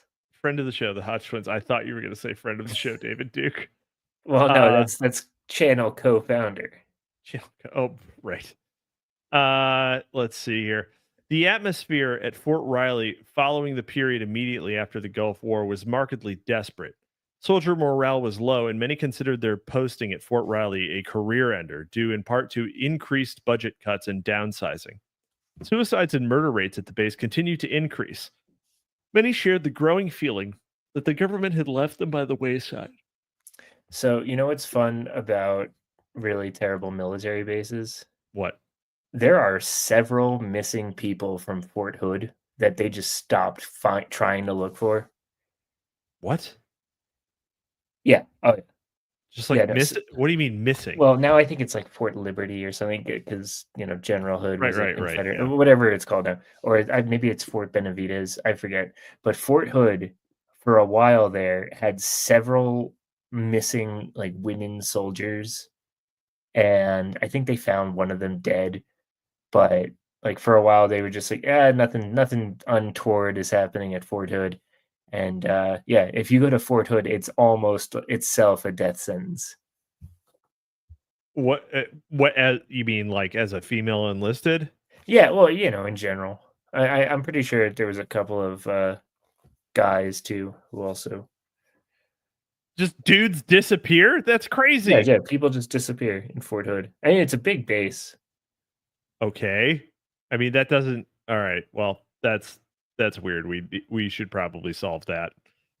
We should probably solve that issue. But yeah. Let's see. Army intelligence officials noted that the growing number of disgruntled soldiers at Fort Riley offered extremist ideologues a chance to expand their ranks. The commander of the Kansas Citizen Militia agreed, admitting his group specifically recruited military personnel, explaining these young men go into the military for all the right reasons, to protect the country, but they're watching themselves being turned into policemen for wealthy interests of the few. They know it. We know it. That's why they're coming to us. No lies detected. Nope, not even one. In the updated 1995 edition of their book, Snapping, Conway and Siegelman describe various ways in which political indoctrination acts as an information disease, and argued that when a person who, for whatever reason, including trauma, has become physically and mentally wrecked, they consume information less critically and are more open to manipulation by others. They then offer McVeigh and his developing anti-government ideologies as an example of how information diseases lead to snapping. According to them, many of the patriot and militia information disease. You mean learning? Learning, yes. According to them, many of the patriot and militia cells use cult-like methods, including covert recruitment and induction, intimate group dynamics, and ritualized indoctrination, as well as more serious communication pathologies that they say played a factor in the Oklahoma City bombing. The extremist movement's distorted beliefs, ideas, and potentially lethal information inundated talk and shortwave radio and computer networks, appealing to the disenfranchised like McVeigh and Nichols, who wanted to reduce what? Art Bell mentioned? who wanted to reduce the complexities of modern society and the new global communication culture that ultimately give rise to new forms of mental illness and mass insanity. Uh, well, not entirely wrong in the sense of multiple possible streams of information rather than a single cultivated one does lead to the discohesion of society because that's what disagreement is. And often that is mediated by, or always that is mediated by technology. So that at least is true. But yeah, I mean, again, you've mentioned before that you are not a fan of snapping. No, I think it's kind of bullshit, and I I think have it's like I have not psychology. yeah, I have not read snapping, but from, this paragraph, it I am definitely resistant of to the medicalization of opinion. That seems really, Oh, that really could be a good chapter heading for this book: the medicalization of opinion. well, you see what I'm saying though, right? No, I totally. Like the idea that they're trying to say that like literally disagreeing or thinking, perhaps the government is not acting entirely in the interests of the people. That Proves thinking that you're a thinking loon. thinking that is literally an illness. Okay. Like you are infirm because you disagree with the I don't know, the Dude, dominant just narrative. trust the government, please, Dude, bro. dude, Just one bro, more war in at the this Middle time, East. just one more, bro. Don't you want Syria to have gay marriage? Um, let's see. In 1999, cultural commentator Pete Knight also observed the rapid spread of alternative information. During this period, Alternative facts. uh, largely through underground presses, talk radio, cable television shows, fax networks. Wow, wow, just like chain lettering people through your fucking fax machine. Imagine how fucking wild that was. I want to be the guy with the fax network. West of the Rockies, you are on the air. No one could fucking catch you now if you did a fax network. I'm just saying. No, I'm sure they still have like all of those models because the way that they found Kaczynski is because of like the certain or one of the ways they found him was like the way that the printer that the manifesto was it was printed a on. typewriter. Oh yeah, the typewriter. So they definitely have that, but for fax machines. Oh my god, I don't know about that. Um, let's see. Home publishing and emerging internet.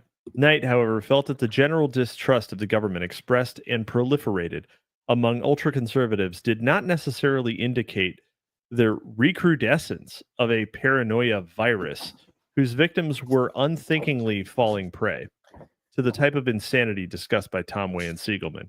Rather, it indicated a massive shift of these beliefs from the fringes to the mainstream across both the right and left wing spectrums that had resulted from decades of revelations about government corruption, cover ups, and conspiracies, as well as the profound economic and social restructuring resulting from the rise of global free market capitalism. In fact, Knight continued, a crisis of legitimacy permeated throughout the United States, and seemingly right wing scaremongering rants about Bush's supposed plan for a new world order were perhaps not so far from what we might normally think of as leftist commentary. Given that sorting out the left from the right and plausible from implausible becomes virtually impossible. For Knight, Timothy McVeigh suffered from just this type of legitimacy crisis, but ultimately represented one that existed beyond the confines of the hardcore militia. Yeah, that more reasonable, a legitimacy crisis. Definitely, at one point, I feel like the government went through its legitimacy crisis.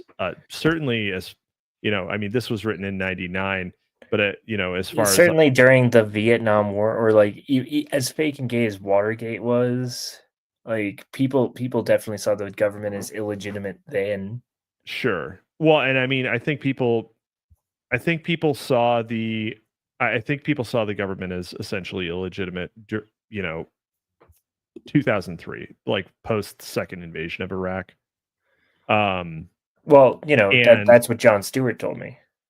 well, sure, but I mean, Sorry, I think John Leibowitz. I think it was also believed. I think it was also believed on the right wing. Except the right wing dissidents were typically more libertarian or the paleo conservative, right? So you had people like Buchanan and Ron Paul to And just others. to just say the versus the neoconservatives who have never had a right opinion in their lives. But the left wing regained their belief in the government under Obama, and there are a fair number of people who have vacillated wildly in their political opinions since the Obama administration because of not delivering, right? Like there were people who were like Obama, Sanders, Trump, you know, um, kind of guys. We call So those normies. yes, well, that's true, but there's also but that's a crisis of legitimacy, right? Like those people are being driven away. And now nobody fucking trusts the media anymore either. Because there was a time when people didn't trust the government, but they did trust the media. So now the other, the quote unquote fourth estate um is now has now also completely lost its fucking meal ticket. Are you telling me that the media has gone quackers? They've lost the plot. They've lost the plot. They've The gone left has gone bananas. insane. They've gone insane. They've gone bananas. They've snapped. They have snapped. They have snapped. They've fallen victim to an information virus. Do we want to cut it off here? Yeah, I think do we're some chats? probably good.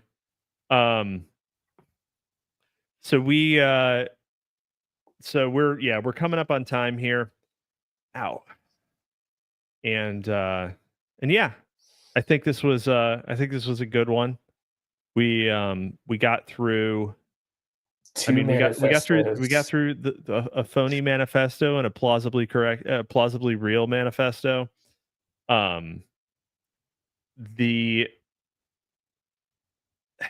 We're getting close to the meat of well, I mean, there's lots of meaty portions of Aberration, the Heartland of the Real, but we're almost to the point where we're the Amarinoid section, which is the next one, which we'll probably be able to get into next week, is the meat and I think potatoes of the whole thing. I think it's the highlight of the book, actually, and it's also the longest section by a fair amount.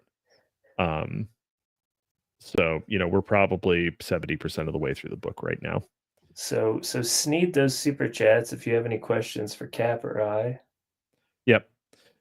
Next week we will be back on Thursdays, and we're contemplating a move to Mondays, just because we'll have better distribution of other other folks that we're not streaming at the same time as, basically. Better time But slot. I hate Mondays. I hate Mondays. Man, I'm gonna have to put McVeigh in a Garfield shirt next time. So Garfield in the Iraq War. Oh, I was Owen there, Zaleski, man. get an entropy. We will get an entropy for next time. Yeah. Leftism is entropy, Owen. Oh my fucking god. Elon Musk says entropy is the final question of that we need to solve with technology. If someone ever claims to have solved the problem of entropy in my lifetime, I will call them a wizard and a liar. But not just a wizard, but also a liar. Yeah. All right. Well, we're gonna call it, and we will see you next time. I'm so excited for the ending. So, what? For our little outro. Oh yes. All right. Well, enjoy this wonderful cameo on the most American television program ever to be created. Enjoy this wonderful cameo of Luigi Mangione's Uncle Chuck from King of the Hill. Known for other work. Known for his other work.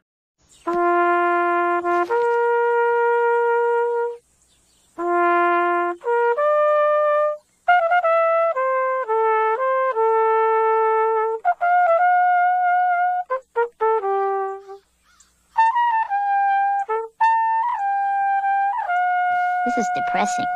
Want to go play in the cemetery? Okay.